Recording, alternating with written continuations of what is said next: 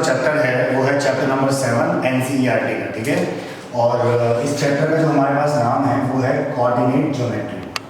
आई बात समझ में, ठीक है साहब। तो कोऑर्डिनेट ज्योमेट्री में हमारे पास में क्या क्या चीज़ें आती हैं इसको थोड़ा सा समझने की कोशिश करते हैं, ठीक है। तो चैप्टर का नाम क्या है? Coordinate geometry. Okay, this is the chapter 7। ये हमारे पास जो है चैप्टर 7 है एनसीईआरटी का। ये वाली बात समझ में आ रही है आपको, ठीक है साहब। एनसीईआरटी का चैप्टर 7 है। हालांकि हम लोगों ने कोऑर्डिनेट ज्योमेट्री के बारे में जो बेसिक चीज़ें हैं वो क्लास 9 में पढ़ी हुई। थोड़ा बहुत हम लोगों को आइडिया है कि कोऑर्डिनेट्स किसको कहते हैं, क्या है क्या नहीं है। फिर भी मैं अपनी खुशी के लिए आपसे एक बार पूछ लेता हूँ कि क्या वो चीज़ आपको पता है या नहीं, ठीक है। जैसे हम लोग अच्छी तरह जानते हैं कि अगर मेरे पास में ये प्लेन है, अगर मैं इसमें दो म्यूचुअली परपेंडिकुलर लाइंस ड्रॉ कर दूँ like this, I was so में, ठीक है। एक को मैं बोलता हूँ एक्स एक्सेस, ओके, और दूसरे को मैं क्या बोलता हूँ वाई एक्सेस। अगर ये एक्स है तो इसकी इस डायरेक्शन में एक्स डैश और इसको हम लोग वाई डैश कह सकते हैं। ये वाली बात समझ में आ रही है आपको, ठीक है सर ना। अच्छा, आपको पता होना चाहिए कि इसको हम लोग फर्स्ट क्वाड्रेंट कहते हैं, याद है आपको? ये फर्स्ट क्वाड्रेंट है, ये हमारे पास में सेकंड क्वाड्रेंट होता है, ये हमारे पास में थर्ड क्वाड्रेंट होता है, ये हमारे पास में फोर्थ क्वाड्रेंट होता है, ठीक है। सब बेसिक चीजें तो हमें पता है। आपको पता होना चाहिए जहाँ पर ये दोनों लाइन एक दूसरे को इंटरसेक्ट करती हैं उस पॉइंट को ऑरिजिन कहते हैं। क्या कहते हैं? ऑरिजिन, है ना। चलिए, या पॉइंट ऑफ इंटरसेक्शन भी कह सकते हैं आप उसे। तो ये 0 होता है, यहाँ पे नंबरिंग कर देता हूँ, ये 1 है, ये 2 है, ये 3 है, ये 4 है। यहाँ पे मेरे पास में 1 2 3 4 इस तरीके से बना दिया मैंने। यहाँ पे -1 -2, यहाँ पर ये -1 -2 -3 -4। आई वाज तो हम कुछ चीज़ों को समझते हैं, देखते हैं कि हमारे पास जो कोऑर्डिनेट्स होते हैं वो कहाँ कहाँ पर लाई करते हैं, कहाँ पर पॉजिटिव कहाँ पर नेगेटिव होते हैं और क्या क्या चीज़ें आपको ध्यान रखना है, ठीक है ना। इन सब के बारे में यहाँ पे चर्चा हम लोग करने वाले हैं, ठीक है। सबसे पहले अगर मैं आपसे पूछूं कि मेरे पास जो कोऑर्डिनेट्स होते हैं उसको कैसे रिप्रेजेंट करते हैं, तो आप बोलोगे भैया सबसे पहले लिखते हैं एक्स वाले को, फिर लिखते हैं वाई वाले को। कोऑर्डिनेट का नियम है, सबसे पहले एक्स फिर वाई फिर जेड। जेड इसमें है नहीं इसलिए मैं एक्स और वाई की बात कर रहा हूँ, जेड भी होता है, ठीक है। 3 डायमेंशनल ज्योमेट्री में हम लोग जेड कोऑर्डिनेट भी पढ़ेंगे, तो वो ऐसे बाहर की तरफ आ जाएगा जेड एक्सिस, ठीक है। वो अभी हमारे पास नहीं है उसमें, तो हम इसको बोलते हैं 2 डायमेंशनल। ये 2D है ना, ये एक्स है और वाई है। एक और होती है वो इसमें नहीं है, ठीक है, जेड एक्सिस नहीं है, 3 डायमेंशनल ज्योमेट्री नहीं है। तो एक्स और वाई, जो एक्स वाला होता है बेटा इसको बोलते हैं एफ सीसा। क्या बोलते हैं इसको हम लोग?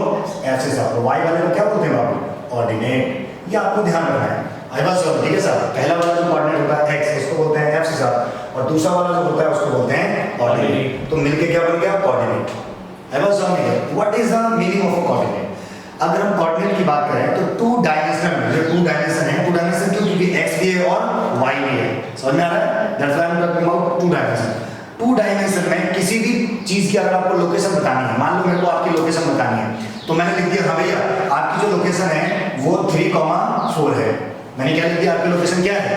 3,4 है। मान लीजिए ए पॉइंट की लोकेशन 3,4 है, बी वाले पॉइंट की लोकेशन -1,3 है, सी पॉइंट की लोकेशन जो है वो -2, -4 है, और डी पॉइंट की जो लोकेशन है मान लीजिए वो मेरे पास जो है 3, -4 है। ये सारे वो पॉइंट्स हैं जिनकी मैंने लोकेशन बता दी। मैंने बोल दिया हाँ भाई पॉइंट ए यहाँ पे खड़ा है, पॉइंट बी यहाँ पे है, पॉइंट सी यहाँ पर है, पॉइंट डी यहाँ पे। आप कैसे पता लगाओगे यहाँ पे? वो एक बार चेक कर लेते हैं। आई नो सुबह तो पता ही आपको first second third fourth quadrant, उसके बारे में ज़्यादा बात नहीं करने वाले हैं। 3,4 x3, देखो पहले हमेशा x होगा उसके बाद ही y होगा, चाहे कुछ भी करना हो, ठीक है। चलिए, तो x3 y4 मतलब x में 3 चल रहे हैं और y में 4 चल रहा है। तो x में चले 3 मतलब पहुंच गए यहाँ पे, x में चले 3 y में 4 मतलब पहुंच गए यहाँ पे। तो कुल मिला के आप यहाँ पहुंच गए। इस पॉइंट पे इसके कोऑर्डिनेट कितने हो जाएंगे? 3,4। This is the point A. So this is the location of point A. Coordinate का मतलब समझ में आया आपको, ठीक है साहब। तो देखो पॉइंट ए की लोकेशन समझ में आ गई थी आपको। पॉइंट ए की लोकेशन कितनी आ गई हमारे पास? 3,4। लोकेशन समझ में आ रहा है कि भैया ए के कोऑर्डिनेट इतने हैं, मतलब पॉइंट ए यहाँ पे लोकेटेड है। ओके, नाउ अब मुझे पता करना है कि पॉइंट बी कहाँ पर लोकेटेड है। तो मैं कैसे पता करूँगा पॉइंट बी कहाँ पर लोकेटेड है? x में -1 चल रहा है और y में 3 चल रहा है। x में -1 यहाँ पहुँच जाओगे आप, और y में 3 मतलब आप कहाँ पहुँच जाओगे? यहाँ पे। y में 3 जाना ना भाई, तो आप यहाँ पे जाओगे। इसके कोऑर्डिनेट क्या हो जाएंगे? -1, 3। ये वाली बात समझ में आ रही है क्या? So this is the location of point B. Are you understanding what I am saying? इधर आ जाओ। पॉइंट सी की लोकेशन बता सकते हो कहाँ है? x में -2, y में -4, x में -2, y में -4, मतलब मैं यहाँ आ गया। बस अब ये क्या आ जाएगा? -2, -4। ये वाली बात समझ में आ रही है क्या आपको? ठीक है साहब, तो दिखाने बात करेंगे इसमें, समझ में आ रहा है? चलिए, सेम फॉर डी। तो ये पॉइंट सी की लोकेशन होगी, जैसे पॉइंट सी। पॉइंट डी की लोकेशन, पॉइंट डी मतलब x में 3, y में 4, -4, x में 3 पॉजिटिव गिरा 3, y में -4 मतलब इधर। तो पहले x में 3 गया, y में -4 गया, मतलब मैं पहुंच जाऊंगा यहाँ पे, और इसके कोऑर्डिनेट कितने हो जाएंगे मेरे पास में? 3, -4। ये आ जाएगा हमारे पास पॉइंट डी, ये हमारे पास क्या आ जाएगा पॉइंट डी। तो आपको समझ में आ गया कैसे हम इन सबकी लोकेशन बता सकते हैं, समझ में आ रहा है कि नहीं? ये बेसिक चीज जो हमने क्लास 9 में पढ़ा हुआ है, ठीक है ना। चलिए अब यहाँ क्या पढ़ेंगे, यहाँ जो पढ़ना है वो हमें देखना है। उससे पहले मैं आपको बता दूं कि आपको समझ में आ गया होगा कि यहाँ पर दोनों पॉजिटिव है, यहाँ पर ये नेगेटिव ये पॉजिटिव, यहाँ पर दोनों नेगेटिव, यहाँ पर पॉजिटिव नेगेटिव। ये बेसिक चीज तो हमें पता है, मैं ऐसे मान के चल रहा हूँ, फिर मैंने रफली आपको थोड़ा बताने की कोशिश की, ठीक है। अब आते हैं क्लास 10 की बात पे। क्लास 10 में सबसे पहले हम लोग जो यहाँ पढ़ते हैं वो हमारे पास में क्या आता है बाबू, डिस्टेंस फॉर्मूला। सबसे पहले क्या आता है हमारे पास में, डिस्टेंस फॉर्मूला। हमारे पास में डिस्टेंस फॉर्मूला क्या होता है, देखो जैसे आपको पता चल गया भाई पॉइंट बी की लोकेशन ये है, पॉइंट ए की लोकेशन ये है, पॉइंट सी की लोकेशन ये है, पॉइंट डी की लोकेशन ये है, ये आपको समझ में आ गया, ये वाली बात समझ में आ रही है, ठीक है सब। लेकिन अब मान लो अगर आपको बोला जाए कि what is the distance between point A and B, इनके बीच की डिस्टेंस बताओ कितनी है, आई बात समझ गया, या what is the distance between B and D, या what is the distance between B and C, समझ लो बात को, what is the distance between A and C, तो हम लोग कैसे निकालेंगे, with the help of distance formula. यानी कि जो लोकेशन, अभी तो अपने बारे में लोकेशन पता लगाना सीखा था, लेकिन अब हम क्या सीखेंगे कि वो जो पॉइंट जहां पर भी लोकेटेड होंगे we can find the distance between them with the help of distance formula. बात समझ में आ गई क्या? उससे पहले एक और बात कंफर्म कर दूं आपसे, अगर मैं आपसे पूछूं कि हाँ भैया 3,0 कहां है, तो आप क्या बोलोगे, x एक्सिस पर है, क्योंकि x में 3 चल रहा है y में चल रहा है, x में 3 चल रहा है y में चल रहा है, मतलब दिस द पॉइंट 3,0। मैं आपसे पूछूं हाँ भैया 0,4 कहां है, तो क्या बोलोगे y एक्सिस पे, क्योंकि x में चल रहा ही नहीं है तो मैं यहां से चलना शुरू करता हूं, x में चल रहा ही नहीं है तो मैं यहीं हूं, y में कितना चल रहा है 4, तो मैं यहां पहुंचाऊंगा, तो किसके कोऑर्डिनेट कितने हो जाएंगे 0,4। ऐसे ही जैसे ये 0,4 है ना, अगर 0,2 होता, 0,1 होता, ओके 0,-1 होता, मतलब कुछ भी x अगर 0 है और y कुछ भी है तो वो पॉइंट कहां लाई करेगा, y एक्सिस। समझ में आ रहा है कि नहीं आ रहा है? और अगर x कुछ भी है और y 0 है तो वो पॉइंट कहां लाई करेगा, x एक्सिस पर। तो क्या सीखा आपने, if a point lies on the x axis then the general coordinate of this that point will be x, 0। General coordinate क्यों बोला मैंने, क्योंकि यहाँ पे x की वैल्यू कुछ भी हो सकती है, जनरल कुछ भी ले लो, जैसे जनरल स्टोर होती है सब कुछ मिलता है वैसे ही होता है, x वैल्यू 1 2 3 4 5। तो कल के दिन में आपसे पूछ लूं कि what is the coordinate of a point a if a point a lies on the x axis, तो क्या बोलोगे x, 0। मैंने तो इतना बोला ना भाई x एक्सिस पर कहीं पर भी ये पॉइंट आ सकता है, पूरे x एक्सिस पर कहीं भी आ सकता है, ठीक है।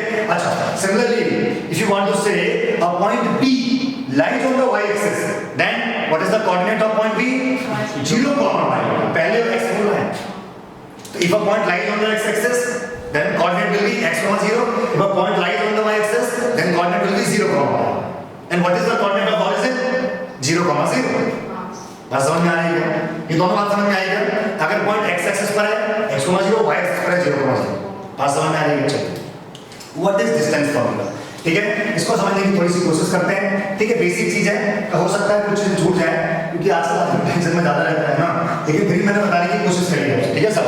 तो अब हम सीखते हैं कि डिस्टेंस फॉर्मूला क्या होता है, ठीक है। पहले इसको डायरेक्ट करने की कोशिश करते हैं, फिर जो है इसके क्वेश्चंस करेंगे, ठीक है।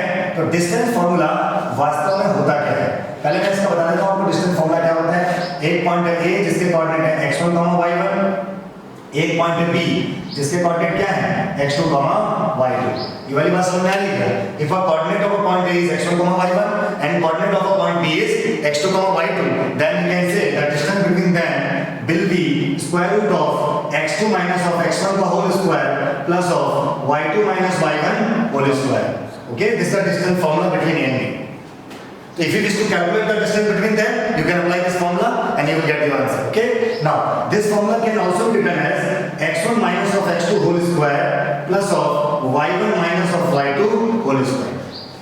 समझ में आ रहा है क्या? अब आप बोलोगे भैया ये तो यहाँ पे x2 minus x होता है, यहाँ पे x1 minus x2 कैसे लिखा आपने? अभी इधर आओ, मैं आपसे पूछूं कि 6 में से 4 गया तो कितना आएगा, तो आप बोलोगे भैया 2 आएगा। मैं आपसे पूछूं 4 में से 6 गया तो कितना आएगा, आप बोलोगे -2 आएगा। अब एक काम करो यहाँ स्क्वायर लगा दो, तो 6 में से 4 गया मतलब 2, तो 2 का भी स्क्वायर, आंसर कितना आएगा 4, और 4 में से 6 गया तो इसका स्क्वायर, तो इसका भी स्क्वायर, तो भी तो आंसर 4 ही आएगा, क्योंकि -2 का स्क्वायर भी 4 होता है। यानी स्क्वायर करने पर इससे कोई मतलब नहीं होता कि तुम 6 में से 4 माइनस कर रहे हो या 4 में से 6 माइनस कर रहे हो, answer will be same in both the cases. तो मैं x2 minus x1 का होल स्क्वायर बोलूं या x1 minus x2 का होल स्क्वायर बोलूं, एक ही बात है। बात समझ में आ रही है क्या? तो बहुत करेक्ट, गलत नहीं माना जाएगा, ठीक है। चलिए ये वाली बात समझ में आ रही है क्या ना। इस फॉर्मूले का डेरिवेशन वैसे हमारे सिलेबस में है नहीं, हमारी क्लास में नहीं है, फिर भी मैं आपको रफली एक डाटा थोड़ा सा डाटा दे देता हूँ किस तरीके से हम लोग उसको डायरेक्ट करते हैं, बट सिलेबस में है नहीं, ना ही कभी पूछा गया आज तक बोर्ड में और ना ही पूछे जाने के चांसेस है। I was solve here, okay, तो this is Y test. Now let this is point A, मान लीजिए ये पॉइंट ए है, इसके कोऑर्डिनेट क्या है x1, y1 and this is point B और इसके कोऑर्डिनेट क्या है हमारे पास में x2, y2, ओके। अच्छा अब देखो ध्यान से, जो पूछूं वो आप है बताने की कोशिश कीजिएगा, ठीक है सर। अगर मैं आपसे पूछूं कि इसके कोऑर्डिनेट x1, y1 है, मतलब ये डिस्टेंस x1 है, अरे तभी तो इसका कोऑर्डिनेट x1 हुआ होगा, और ये डिस्टेंस कितनी है y1 है नहीं भाई, तभी इसके कोऑर्डिनेट x1, y1 हुआ होगा। अब अगर इसके कोऑर्डिनेट x2, y2 है, मतलब यहां से लेके यहां तक ये x2 रहा होगा और यहां से लेके यहां तक ये y2 रहा होगा। अगर ये y2 तो सेम है, दिस इज आल्सो y2। चलिए मैंने क्या किया, यहां से परपेंडिकुलर डाल दिया इस तरीके से, ये वाली बात समझ में आ गई क्या? इस पॉइंट को मैं नाम दे रहा हूं C, क्या नाम दे रहा हूं मैं इसको C। ये वाली बात समझ में आ गई क्या? आपको समझ में आया x1 x2 वाला गेम है, समझ में आ गया ना? ये एग्जांपल लेके समझाओ। चलिए सर, तो ये हमारे बेसिक चीज आ गई, तो x1 y1 और x1 y1 और x2 y, ओके। नाउ मुझे तो इनके बीच की डिस्टेंस निकालनी है, तो ध्यान से देखो ये क्या बन गया है, राइट एंगल ट्रायंगल। ये क्या बन गया है, right angle triangle. So in triangle ABC by Pythagoras theorem हम लोग क्या अप्लाई कर सकते हैं, पाइथागोरस थ्योरम क्या कहती है कि हमारे पास जो हाइपोटेनस का स्क्वायर होता है वो किसके इक्वल, स्क्वायर के इक्वल होता है, बेस का स्क्वायर प्लस ऑफ परपेंडिकुलर का स्क्वायर। या परपेंडिकुलर कुछ भी पहले बोलो एक ही बात है, क्योंकि स्क्वायर होते होना प्लस ये आई बस हो गया, तो ऐसे दिमाग में आपको विचार नहीं आना चाहिए कि हमने ऐसा क्यों लिखा, ओके। अब मुझे निकालना है AB, चलिए तो AB निकालना है तो काम कर, जो स्क्वायर उधर जाके स्क्वायर रूट बन जाएगा, तो ये क्या बन जाएगा इधर जाके स्क्वायर रूट, लाइक दिस। आई बात समझ में आया? वैसे जब भी कभी स्क्वायर रूट में चेंज होता है तो दो साइन आते हैं, प्लस का भी और माइनस का भी। जैसे अगर यहाँ लिखा हो x² = 4, तो x की कितनी वैल्यू पॉसिबल है, तो आप बोलोगे x = +-√4 यानी कि +-2, यानी x = +2 भी आएगा और -2 भी आएगा, क्योंकि +2 का स्क्वायर करके भी 4 आता है, -2 का स्क्वायर करके भी 4 आता है, तो दोनों आंसर पॉसिबल है। लेकिन आप बोलोगे भैया आपने यहाँ प्लस क्यों लगाया, तो मैं बोलूँगा बाबू तुम क्या निकाल रहे हो, डिस्टेंस। क्या निकाल रहे हो, डिस्टेंस। कभी डिस्टेंस को नेगेटिव होते देखा है, तो फिर that's why I am taking positive sign, okay. Otherwise आते दोनों साइन में ध्यान रखिएगा। ये वाली बात समझ में आ रही है? नाउ अब मुझे क्या क्या चाहिए, मुझे सिर्फ AC चाहिए और BC चाहिए। नाउ AC कैसे निकालूं, ये कितना है x2, ये कितना है x1, तो ये कितना बचा x2 - x1, तो ये डिस्टेंस कितनी आ जाएगी आपके पास में, x2 - x1 नहीं ऐसा नहीं, ये पूरा कितना है y2 और ये कितना है y1, तो ये डिस्टेंस कितनी बचेगी यहाँ पे y2 - y1 नहीं ऐसा नहीं, समझ में आ गया? वैल्यू पुट कर दो, AC की जगह क्या रख दोगे, x2 - x1 का whole square plus of BC की जगह क्या रख दोगे, y2 - y1 का whole square. So this is our AB, same formula.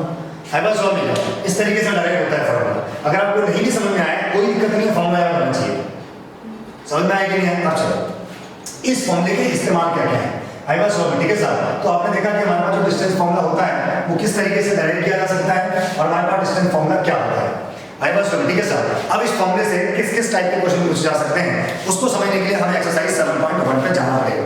I बस सॉल्व किया, अगर आप देखें इसमें तो हमसे क्या क्या पूछा सकता है, आपको एक ट्रायंगल दे दिया जाएगा, उसके 3 वर्टिसेस दे रखे होंगे, तीनों वर्टेक्स गिवन होंगे, पूछेंगे बताओ कि ये ट्रायंगल आइसोसेलेस ट्रायंगल है या फिर इक्विलेटरल ट्रायंगल है। समझ में आ रहा है नहीं आ रहा है? आपको क्या करेंगे, 4 वर्टेक्स दे देंगे क्वाड्रिलेटरल के, पूछेंगे बताओ ये रोम्बस है, ये स्क्वायर है या पैरेललोग्राम है या रेक्टेंगल है, ऐसे क्वेश्चन दिए जा सकते हैं। समझ में आ रहा है नहीं आ रहा है? एक बेसिक क्वेश्चन शुरू करते हैं और आगे बढ़ेंगे धीरे धीरे और एक्सरसाइज के क्वेश्चन भी सॉल्व करेंगे, ठीक है। नाउ तो मान लीजिए क्वेश्चन आपको दिया गया कि फाइंड द डिस्टेंस बिटवीन 3,4 और B पॉइंट दे रखा मान लीजिए 7,2, इनके बीच के डिस्टेंस बतानी है आपको, ओके। एक को क्या मान लूं x1 y1 और दूसरे को क्या मान लूं x2 y2, then what will be the distance between them, square root of क्या है बोलो x2 - x1 का whole square plus of y2 - y1 का होल स्क्वायर। नहीं ऐसा आ गया, so this is square root of x2 की वैल्यू कितनी है 7 माइनस x1 की वैल्यू कितनी है 3, तो 7 - 3 का whole square plus of y2 की वैल्यू कितनी है 2, y1 की वैल्यू कितनी है 4, तो 2 - 4 का whole square. Now so this can be done, इसको सॉल्व करना सिंपल, 7 में 3 या 4 का स्क्वायर कितना हो जाएगा 16, 16 आ जाएगा प्लस 2 - 4 -2 बचेगा, लेकिन -2 का स्क्वायर करोगे तो 4 आएगा। समझ में आ रहा है नहीं आ रहा है? तो कितना हो जाएगा हमारे पास स्क्वायर रूट ऑफ 20, और भी इसको आगे सॉल्व किया जा सकता है पर नहीं छोड़ो, तो ये हमारा आंसर हो जाएगा। समझ में आया कि नहीं आया? आप इसका भी चाहो तो यूनिट लगा सकते हो, क्योंकि डिस्टेंस है तो कुछ ना कुछ तो होगी पीछे, मीटर सेंटीमीटर ये सब हमें नहीं पता, तो हमने यूनिट लिख दिया। समझ में आ रहा है कि नहीं आ रहा है? कोई दिक्कत वाली बात तो नहीं है ना? 2 पॉइंट गिवन होंगे, डिस्टेंस निकाल सकते हो। समझ में आ रहा है कि नहीं आ रहा है? एक और एग्जांपल ले लो चलो। अगर हम एक और एग्जांपल की बात करें, ठीक है साहब, मान लीजिए एक आपको दे रखा है -3, -4 और बी आपको दे रखा है मान लीजिए 8, -5, ऐसा कुछ क्वेश्चन है। कुछ भी क्वेश्चन बना लो, उसमें क्या दिक्कत है? एक को x1, दूसरे को x2, y2। समझ में आ रहा है कि नहीं आ रहा है? ठीक है साहब, तो इसको मान लो x2, y1, इसको क्या मान लो x2, y2। ये वाली बात समझ में आ रही है? और इनके बीच का डिस्टेंस निकालो, तो AB = स्क्वायर रूट ऑफ, अब मैं बार बार फॉर्मूला लिखूंगा, डायरेक्ट अप्लाई कर रहा हूं, ठीक है? पहले क्या लिखना है? x2 - x1, x2 कितना है 8, ये माइनस फॉर्मूले वाला, x1 पहले से -3 है तो प्लस का 3 नहीं हो जाएगा, इसका whole square, plus of y2 is -5, so this is -5, ये माइनस फॉर्मूले वाला, और यहाँ पहले से माइनस है तो प्लस का 4, इसका होल स्क्वायर। समझ में आ रहा है कि नहीं आ रहा है? कोई दिक्कत तो नहीं है ना? चलिए साहब, AB = स्क्वायर रूट ऑफ 8 + 3 11, 11 का स्क्वायर कितना होता है 121, तो 121 प्लस -4 -5 + 4 -1 का स्क्वायर 1, तो ये 1 हो गया, 1 से कितना आ जाएगा स्क्वायर रूट ऑफ 122। ये वाली बात समझ में आ रही है क्या? कोई दिक्कत वाली बात तो नहीं है ना? तो ये हमारे पास में हो गया कि किस तरीके से डिस्टेंस फॉर्मूले को अप्लाई करें। समझ में आ रहा है कि जल्दी तो लग रहा है ना? इजी वे में समझा रहा हूं, इसको और भी इजी हो सकता है, बट ठीक है साहब, इससे ज्यादा इजी क्या करें 10th क्लास के बच्चे के लिए? ये वाली बात समझ में आ रही है? चलिए, तो ये प्योर बेसिक है, ठीक है? अब आते हैं कुछ क्वेश्चंस के ऊपर कि डिस्टेंस फॉर्मूले पे किस टाइप के क्वेश्चन पूछे जा सकते हैं आपसे, ठीक है? अब जैसे मान लीजिए हमसे एक क्वेश्चन बोला गया, ठीक है? अच्छा, पहले मैं आपको 4 बातें बता दूं जिसमें बच्चे सबसे ज्यादा कंफ्यूज होते हैं, ठीक है? देखो, square versus rhombus, square versus rhombus, I was sorry, ठीक है साहब, मैंने स्क्वायर के साथ रोमस ले लिया, ये वाली बात समझ में आ रही क्या? और मैं यहां पे ले रहा हूं rectangle versus parallelogram. I was sorry, parallelogram समझ में आ रहा है कि नहीं आ रहा है? एक मैंने ले लिया रेक्टेंगल, एक मैंने ले लिया पैरेललोग्राम, मतलब इन दोनों में क्या डिफरेंस होता है और इन दोनों में क्या डिफरेंस होता है, ठीक है सर? आप अच्छे तरह जानते हो, हमारे पास मान लो क्वाड्रिलेटरल है ABCD, हमारे पास में क्वाड्रिलेटरल क्या है ABCD। ये क्वाड्रिलेटरल रोमबस कब बन सकता है? जब AB किसके इक्वल हो BC के और BC किसके इक्वल हो CD के और CD किसके इक्वल हो AD के। रोमबस का मतलब चारों साइड इक्वल होनी चाहिए। अच्छा, वो तो स्क्वायर की भी इक्वल होती है, तो आप कैसे पता लगाओगे कि स्क्वायर है कि रोमबस है? तो स्क्वायर के अंदर एक और खासियत आपको ध्यान रखनी है कि चारों साइड तो इक्वल होती है, AB = BC = CD = AD तो होता है, लेकिन साथ में इसके डायगोनल भी इक्वल होते हैं, AC = BD। वो इस वाले केस में नहीं होंगे, AC does not equal to BD। Rhombus वाले केस में डायगोनल इक्वल नहीं होंगे। तो कभी अगर आपको प्रूफ करना हो कि रोमबस है स्क्वायर है, तो चारों साइड निकालोगे, अगर चारों साइड इक्वल आ गई तो दिमाग में कंफ्यूजन रहेगी कि यार ये रोमबस है या स्क्वायर है, तो डायगोनल भी निकाल के देख लो। अगर डायगोनल भी इक्वल आ गए तो 100% वो रोमबस है, क्योंकि सॉरी स्क्वायर है, क्योंकि रोमबस के जो डायगोनल है इक्वल नहीं है। सेम है रेक्टेंगल की बात करो, अगर अपोजिट साइड इक्वल है, AB = अगर मान लो DC है, AB किसके इक्वल है CD के, और AD किसके इक्वल है BC के, ओके? वो तो इसमें भी होता है, AB = CD, AD = BC। कैसे पता लगाओगे? पैरेललोग्राम है, रेक्टेंगल है, रेक्टेंगल की भी अपोजिट साइड इक्वल होती है, वो तो पैरेललोग्राम की भी होती है, बट पैरेललोग्राम रेक्टेंगल तभी बन सकता है जब उसके डायगोनल्स भी इक्वल हो। अगर AC भी BD के इक्वल आ जाए और यहाँ पे AC BD के इक्वल नहीं होगा, ओके? चारों में डिफरेंस समझ में आ रहा है? रोमबस में चारों साइड इक्वल, वो तो स्क्वायर में भी होती है, लेकिन स्क्वायर के डायगोनल भी इक्वल होते हैं। पैरेललोग्राम में अपोजिट साइड इक्वल, वो तो रेक्टेंगल की भी होती है, लेकिन रेक्टेंगल का डायगोनल भी इक्वल होता है। देखो, पैरेललोग्राम के डायगोनल बाइसेक्ट करते हैं एक दूसरे को, क्या करते हैं? बाइसेक्ट करते हैं, वो बात अलग है। एक मतलब अगर मैं पैरेललोग्राम बना हूं, अगर मैं इस साइड से पैरेललोग्राम बना हूं, तो मैं कह सकता हूं कि इनके जो डायगोनल है, यानी अगर मान लो ये A है, ये B है, और ये C और ये D और ये पॉइंट P है, then P is the midpoint of BD as well as P is the midpoint of AC। AC का भी midpoint P है क्योंकि बाइसेक्ट हो रहा है AC, और BD का भी midpoint P है, वो बाइसेक्ट होना अलग मैटर है, AC BD के इक्वल नहीं है। बात समझ जाते? मान लो ये आपके पास AC की वैल्यू 6 है, इसकी वैल्यू कितनी है 6 है, तो ये इसका 3 हो गया, इसका 3 हो गया, और BD की वैल्यू कितनी है 10 है, तो ये इसका 5 हो गया, ये इसका 5 हो गया, तो क्या AC BD के इक्वल हो जाएगा? नहीं। बात समझ में आ रही है क्या? डायगोनल्स बाइसेक्ट करेंगे, इक्वल नहीं होंगे, यहाँ पर इक्वल भी होंगे। बात समझ में आ रही है क्या? तो अगर इस तरीके से प्रूफ करना हो तो मैं कर दूंगा। आई वाज सॉरी, चलो तो एक एग्जांपल के थ्रू इसको समझने की कोशिश करते हैं। हमारे पास एग्जांपल दिया गया है, बहुत ही बेहतरीन एग्जांपल है, ठीक है सर? वो मैं इसको मिटा नहीं रहा हूँ, ठीक है। चलिए इसके बाद अगर हम लोग ध्यान से देखें तो हमारे पास में देखो क्या दिया गया है, एग्जांपल एक बहुत ही बढ़िया एग्जांपल है, बेहतर एग्जांपल दिया गया है कि आपको बोला गया है सो दैट द पॉइंट्स, आपके पास में पॉइंट ए दिया गया है 1,7 और पॉइंट बी दिया गया है 4,2 और पॉइंट सी दिया गया है -1,-1 और पॉइंट डी दिया गया है -4,4। ये वाली बात समझ में आ गई क्या? ठीक है सर, इस तरीके से आपको दिया गया है और बोला जाए, ये बोला गया है कि साबित करो कि ये स्क्वायर के वर्टिसेस हैं। तो पहली बात तो उसने ये कह दिया कि साबित करो, और जब उसने ये कह दिया कि साबित करो तो ऑब्वियस है कि ये वर्टिसेस होंगे, प्रूफ करने के लिए दिया गया है। आई वाज होंगे, तो जब प्रूफ करने के लिए दिया जाए तो ये प्रूफ करना और भी आसान हो जाता है, क्योंकि हमें तो ज़्यादा कुछ दिमाग लगाना ही नहीं है कि वाले कंडीशन अप्लाई करके हमारा काम हो जाएगा। आई वाज होंगे, ठीक है सर ना। यहाँ ध्यान से देखो, तो ये आपको पता है क्या करता है, मैं रैंडमली एक क्वाड्रेटिक बना देता हूँ। आई बात मैंने क्वाड्रेटिक बना दिया ABCD। अब मुझे प्रूफ करना है स्क्वायर, तो पहले मैं AB निकालूंगा, BC निकालूंगा, CD निकालूंगा, AD निकालूंगा। तो पहले मैं निकालता हूँ AB, पहले मैं क्या निकालता हूँ AB।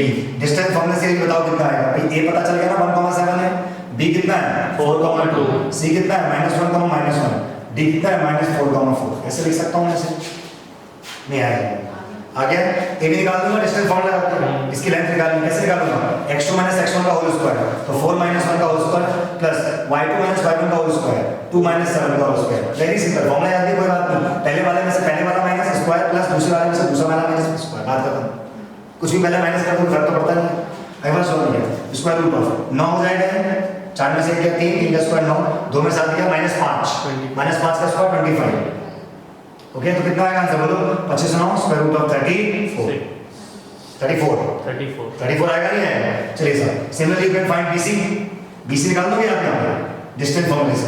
क्या करोगे, x2 - x1 का होल स्क्वायर यानी -1 - 4 का whole square plus of y2 - y1 का होल स्क्वायर -1 - 2 का होल स्क्वायर। ये वाला माइनस किसके है? फॉर्मूले वाला माइनस है ये, ठीक है। स्क्वायर रूट ऑफ सॉल्व कर लोगे, -1 - 4 -5 -5 का स्क्वायर 25 प्लस -1 - 2 -3 -3 का स्क्वायर 9 प्लस 9 ही आएगा, ऑब्वियस है। कितना बचेगा? Square root of 34। बात समझ में आ गई क्या?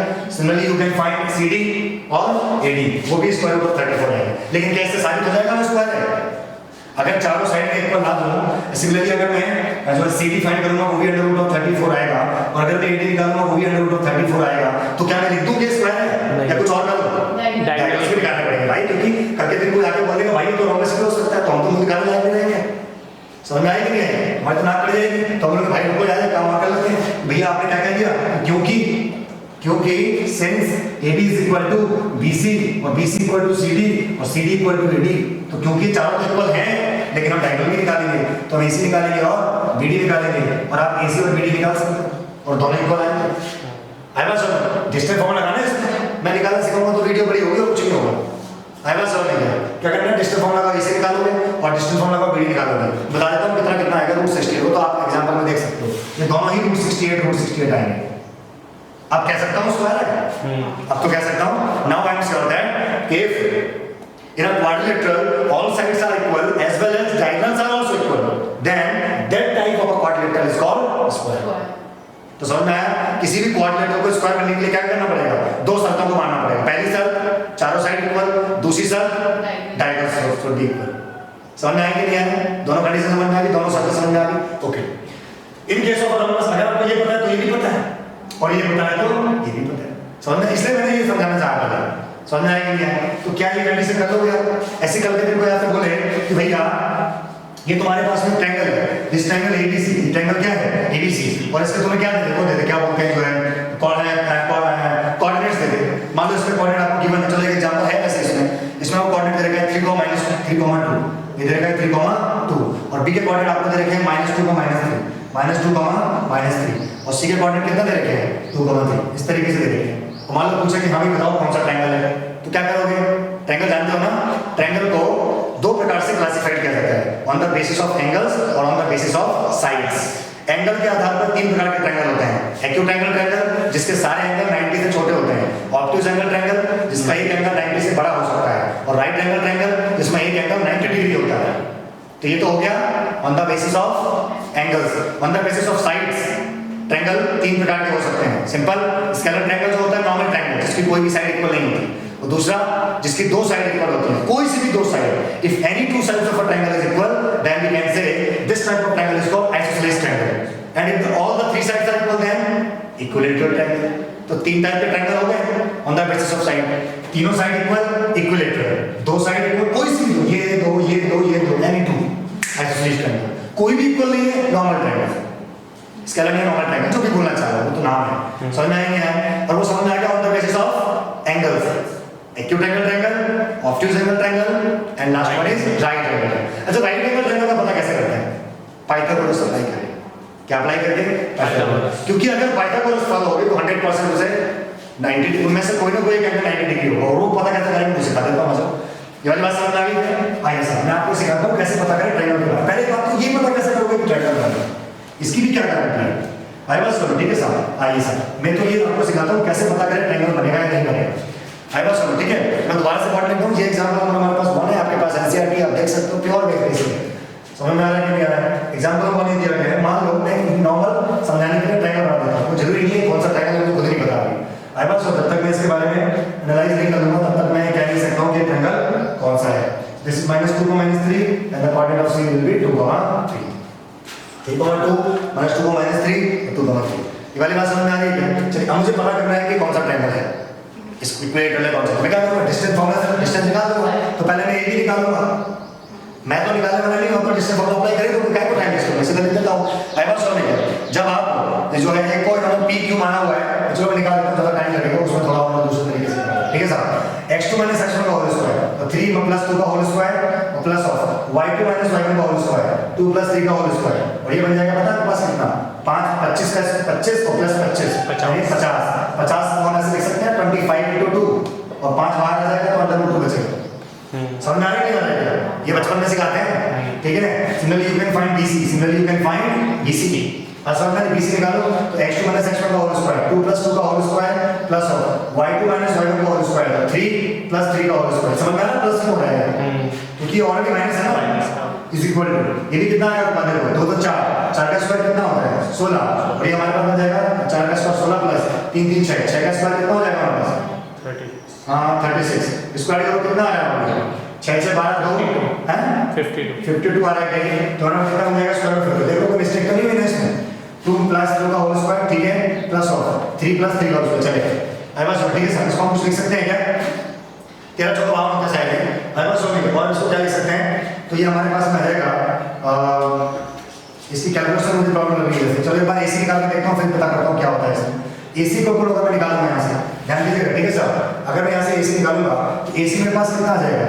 दिस इज x2 - x1 का होल स्क्वायर, 3 - 2 का whole square plus of y2 - y1 का होल स्क्वायर, 2 - 3 का whole square is equal to square root of 3 में से हो गया 1, तो 1 का स्क्वायर 1 होता है, प्लस 2 में से 3 गया 1, -1 बचेगा, -1 का स्क्वायर तो 1 ही आएगा ना, तो कितना बन जाएगा √2। आई बात समझ में? हमारे पास AC तो आ गया √2, लेकिन ये हमारे पास कितना है? √52 आ रहा है। आई बात सुनो, ठीक है सर, ये वाली बात समझ में आ रही है क्या? मतलब इसकी तीनों साइड्स इक्वल नहीं है, यानी ना तो एक आइसोसेलेस ट्रायंगल है ना ये इक्विलेटरल ट्रायंगल है। आई बात समझ में? अब हमें ये चेक करना है कहीं राइट एंगल ट्रायंगल तो नहीं है, हमें क्या चेक करना है? कहीं ये राइट एंगल ट्रायंगल तो नहीं है। राइट एंगल ट्रायंगल चेक करने का सबसे अच्छा तरीका क्या होता है? पाइथागोरस अप्लाई कर दो। आई बात समझ में? पाइथागोरस अप्लाई करने के लिए क्या पता लगाना पड़ेगा? सबसे बड़ी साइड कौन सी है? इन दोनों में सबसे बड़ी कौन सी है? √52। इन दोनों में सबसे बड़ी साइड कौन सी है? √52। जो सबसे बड़ी साइड होगी उसे हाइपोटेनस मान लो। मान लो हाइपोटेनस थोड़ी देर के लिए चेक करने के लिए, मान लो ये मेरा हाइपोटेनस है, तो इसे मैं परपेंडिकुलर मान सकता हूं और इसे बेस मान सकता हूं। ये ऐसे परपेंडिकुलर मान लो, इसे बेस मान लो। बात समझ में आ रही है कि नहीं आ रही? कोई दिक्कत तो नहीं है ना? राइट एंगल कैसे चेक करोगे? कई बच्चे कंफ्यूज होते हैं भैया किसे हाइपोटेनस माने। सबसे बड़ी साइड ऑब्वियस है, सबसे बड़ी साइड ही हाइपोटेनस होती है। पता है ना ट्रायंगल में क्या क्वालिटी होती है? सबसे बड़े एंगल के सामने सबसे बड़ी साइड होती है। समझ आ रहा नहीं आ रहा है क्या? अच्छा, अब मैं इन दोनों का स्क्वायर करके देखता हूं, तो मैं क्या करूंगा यहाँ पे? परपेंडिकुलर का स्क्वायर प्लस बेस का स्क्वायर। परपेंडिकुलर मैंने कैसे माना था? 5√2 को, 5√2 का स्क्वायर प्लस बेस किसको माना था? √2 को, √2 का स्क्वायर, 5 का स्क्वायर 25 और इनटू √2 का स्क्वायर 2, तो 25 दूनी 50 प्लस समझ में आ रहा है? √2 का स्क्वायर कितना हो जाएगा? 2, कितना आ गया? 52। और ये ध्यान से देखो, अगर मैं इसका स्क्वायर करूंगा तो आ जाएगा, अरे 52 को मैं ऐसे भी लिख सकता हूं √52 का होल स्क्वायर। ये किसका स्क्वायर बन गया? हाइपोटेनस का स्क्वायर। यानी ये ट्रायंगल कैसा है? राइट एंगल ट्रायंगल है। अब पता कैसे लगाओगे राइट एंगल ट्रायंगल है? आपने हाइपोटेनस से माना था सबसे बड़ी साइड, ये साइड कौन सी थी? BC, तो ये हाइपोटेनस है, तो 90 डिग्री के सामने होगा, सीधी सी बात है, तो एंगल शुड बी 90 डिग्री। बात समझ में आ गई? How you can check a triangle is right angle और नॉट। बात समझ में आ रही है क्या? सबसे बड़ी साइड के सामने राइट एंगल होगा, सबसे बड़ी साइड होगी हाइपोटेन्यूज, हाइपोटेन्यूज के सामने राइट एंगल होगा। ठीक है, चलिए थैंक यू। चलिए साहब, तो ये आपको समझ में आ गया था, है ना? सबसे पहले अगर हमें 3 वर्टेक्स गिवन हो तो हम क्या करते हैं, हम लोग क्या करेंगे, साइड की जो है साइड्स निकालेंगे। ठीक है, with the help of distance formula. तो हमने AB निकाला, BC निकाला, AC निकाला, तीनों साइड्स इक्वल आ जाती तो मैं इक्विलेटरल बोल देता, कोई सी भी 2 साइड्स इक्वल आ जाती तो मैं आइसोसेलेस बोल देता, लेकिन यहाँ पर कुछ भी नहीं आया ऐसा। आइसोसेलेस में, ठीक है सर, तीनों ही साइड अलग अलग आ गई आइसोसेलेस में। तो हमने ये भी चेक करने की कोशिश की कहीं राइट एंगल ट्रायंगल तो नहीं है। तो राइट एंगल ट्रायंगल कैसे चेक करते हैं?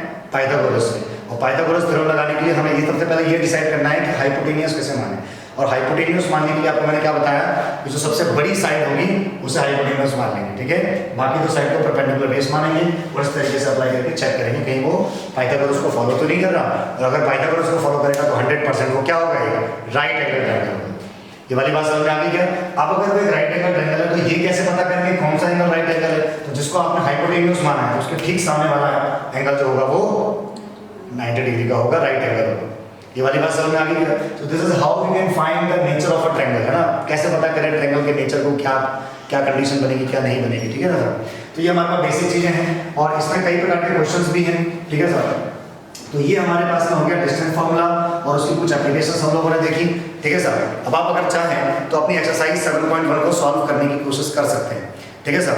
ओके, तो मैंने हमारा जो एग्जांपल नंबर 1 हो गया, एग्जांपल नंबर 2 हमारे पास में हो गया। अब एक और क्वेश्चन देखते हैं जो हमारे पास है, एग्जांपल नंबर 4। एग्जांपल नंबर 3 की और बेसिक क्वेश्चन है। ठीक है, चलो एग्जांपल नंबर 3 भी मैं आपको समझा देता हूँ। वो कॉलिनियरिटी के ऊपर बेस्ड है। किसके ऊपर बेस्ड है? कॉलिनियरिटी, यानी कॉलिनियर हमारे पास क्या होता है वो समझते हैं। तो ध्यान दीजिएगा, how we can decide the collinearity. Isosceles, ठीक है साहब, कॉलिनियर किस क्या मतलब क्या होता है?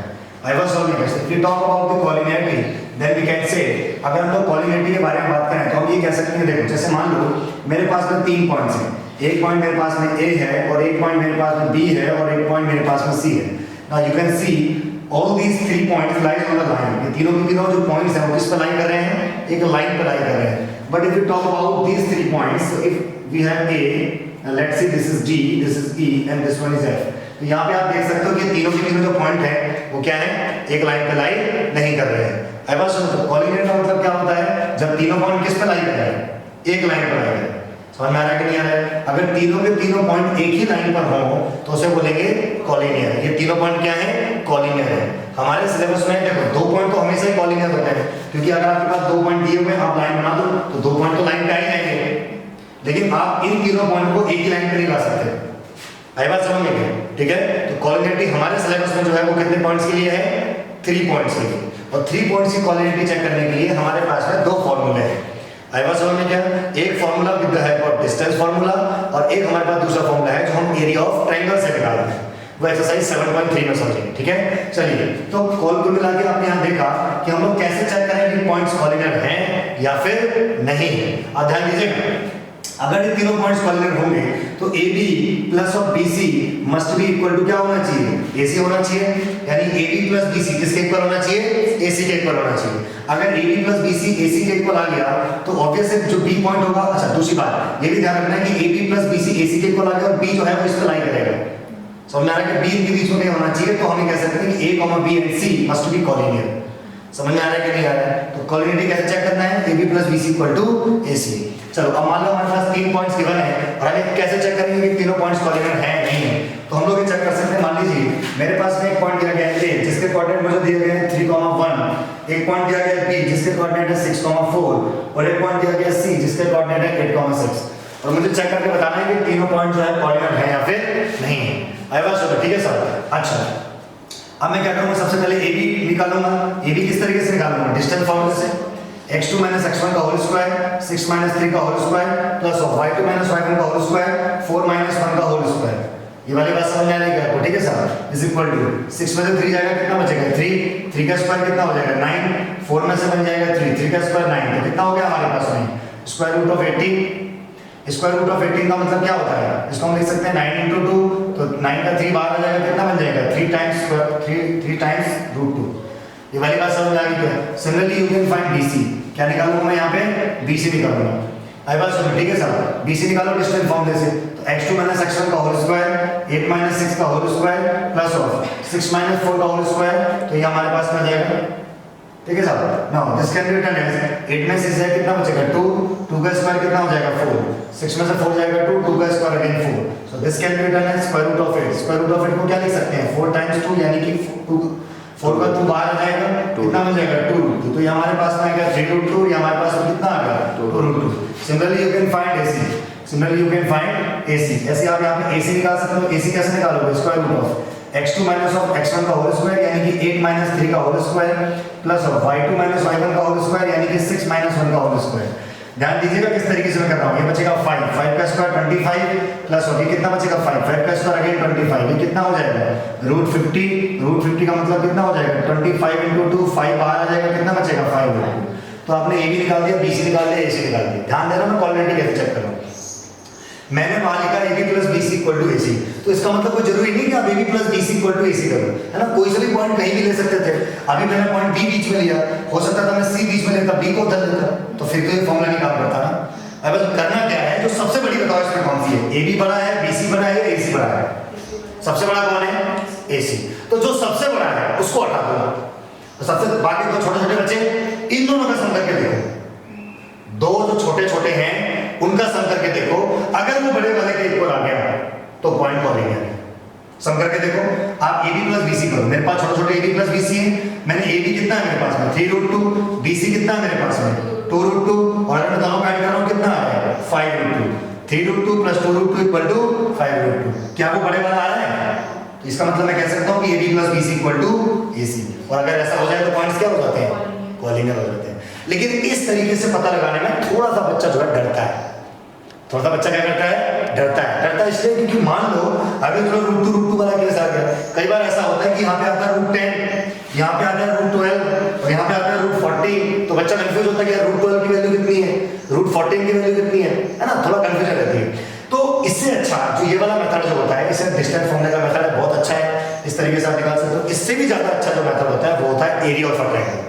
कौन सा होता है, एरिया ऑफ अ ट्रायंगल। एक स्लोप वाला मेथड भी आता है, बट वो हमारे क्लास में नहीं है, वो 11th क्लास में आता है। ठीक है, स्लोप के थ्रू भी हम लोग कर सकते हैं, लेकिन area of a triangle method क्या है उसको थोड़ा समझने की कोशिश कीजिए। ठीक है, इसको मैं हटा रहा हूँ, समझ में आ गया आपको। कोलिनिटी का फर्स्ट मेथड समझ में आया। सेकंड मेथड देखिएगा क्या है। सेकंड मेथड जो है वो देखिएगा, मुझे बताओ अगर तीनों पॉइंट्स एक ही लाइन पे लाई करेंगे तो क्या कभी ट्रायंगल बनेगा, नहीं बनेगा।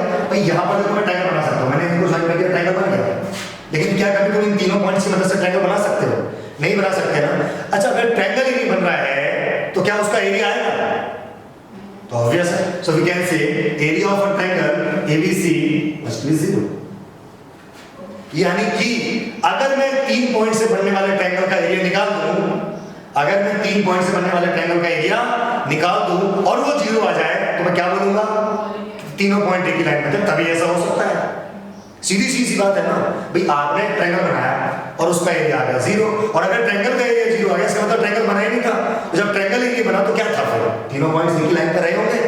ये तो डिस्कशन, यही तो नतीजा निकलता है। इसका मतलब area of triangle ABC equal to 0। समझ में आया कि नहीं आया। दूसरा मेथड, पहला method AB plus BC equal to AC, और दूसरा method area of triangle ABC equal to 0। इसमें ज्यादा लफड़ा नहीं है क्योंकि ना डिस्टेंस फॉर्मूला लगाना कुछ करना है। एरिया ऑफ अ ट्रायंगल कैसे निकालोगे वो मैं आपको सिखा रहा हूं पहले, जबकि पहले सेक्शन फॉर्मूला आता है, लेकिन क्योंकि बात होती है तो मैं पहले आपको एरिया ऑफ अ ट्रायंगल सिखा देता हूं। आई बस सुनो, ठीक है साहब। आप ध्यान दीजिएगा मैं ट्रायंगल का एरिया कैसे निकालूंगा। जैसे मान लो मेरे पास में 3 पॉइंट्स हैं, एक पॉइंट है A, एक पॉइंट है B, एक पॉइंट है C। इसके कोऑर्डिनेट है x1, y1, इसके पॉइंट के कोऑर्डिनेट है x2, y2, और इस वाले पॉइंट के कोऑर्डिनेट कितने हैं x3, y3। ये वाली बात समझ में आ रही है क्या। आपके पास में ट्रायंगल का एरिया का फॉर्मूला होता है, उसको हम सिंपली डेल्टा बोलते हैं। क्या बोलते हैं, डेल्टा। इसको आप ट्रायंगल बोलो, डेल्टा बोलो, जो भी आपको अच्छा लगे। इसका फॉर्मूला होता है 1/2, इसको हम लोग बोलते हैं x1 y2 minus of y3 plus of x2 y3 minus of y1 plus of x3 y1 minus of y2।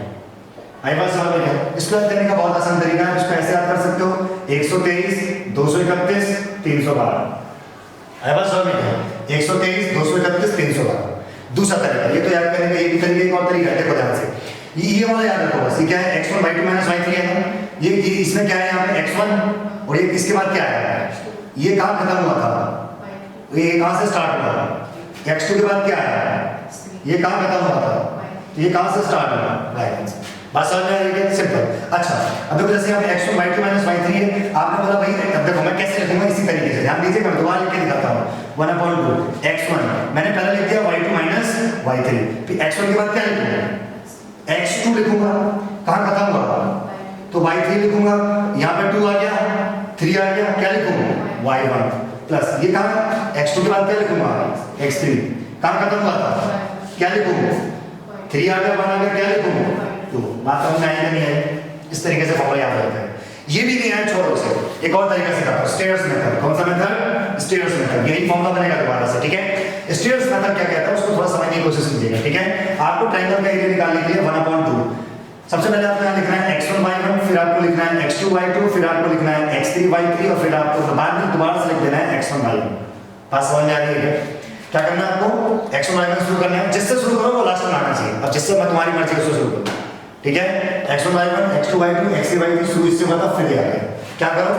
इसकी मल्टीप्लाई इससे, इसकी मल्टीप्लाई इससे, इसकी मल्टीप्लाई इससे, तो बताओ जरा मुझे क्या आएगा यहाँ पे? Delta is equal to 1/2 multiply करो जरा इससे, कितना आएगा बोलो? x1 y2 प्लस करना है, फिर इसकी से करो क्या आएगा बोलो? x2 y3, बताओ इसका इससे क्या आएगा बोलो? x3 y1। ये वाली बात समझ में आ रही है? इसको एक ब्रैकेट में रखो, फिर क्या लगाओ? माइनस। क्या लगाओ? माइनस। जैसे नीचे मल्टीप्लाई करें वैसे ऊपर, मतलब इसकी मल्टीप्लाई इससे, इसकी मल्टीप्लाई इससे और इसकी मल्टीप्लाई इससे। बोलना जरा क्या क्या आएगा? x2 y1 आएगा, फिर प्लस x3 y2 आएगा, फिर प्लस x1 y3 आएगा। अरे आएगा नहीं आएगा? वाली बात समझ में आ रही है? ठीक है? अब देखो इसमें थोड़ा दिमाग लगाओगे, इसकी सेटिंग करोगे तो काम हो जाएगा। देखो ध्यान से, यहाँ पर x1 y2 है और यहाँ पर क्या है? Minus x1 y3। ये माइनस मल्टीप्लाई जो मैं लिख देता हूँ यहाँ पे, x1 y2 plus of x2 y3 plus of x3 y1 minus of x2 y1 minus of x3 y2 minus of x1 y3। ऐसे लिख सकता हूँ? अरे माइनस से मल्टीप्लाई लगेगा भाई सबकी। यहाँ देखो x1 y2 है, यहाँ देखो x1 y3, बताना जरा क्या कॉमन आ रहा है? x1 कॉमन आ रहा है, क्या बचेगा? y2 minus y3 plus x2 y3 है, x2 y1 है, क्या कॉमन आ रहा है दोनों में? x2, क्या बचेगा? y3 माइनस y1 प्लस इन दोनों में क्या कॉमन आ रहा है? x3, क्या बचेगा? y1 minus y2। आ गया ना वही वाला फॉर्मूला? तो ये स्टेयर्स मेथड होता है। कौन सा होता है? Stairs method. सीढ़ी वाला मेथड। सेम तो सीढ़ी होती है ना? x1 y1 x2 y2 x3 y3 x1 y1। समझ में आ रहा है? जहां से शुरू करेंगे वहीं खत्म होना चाहिए।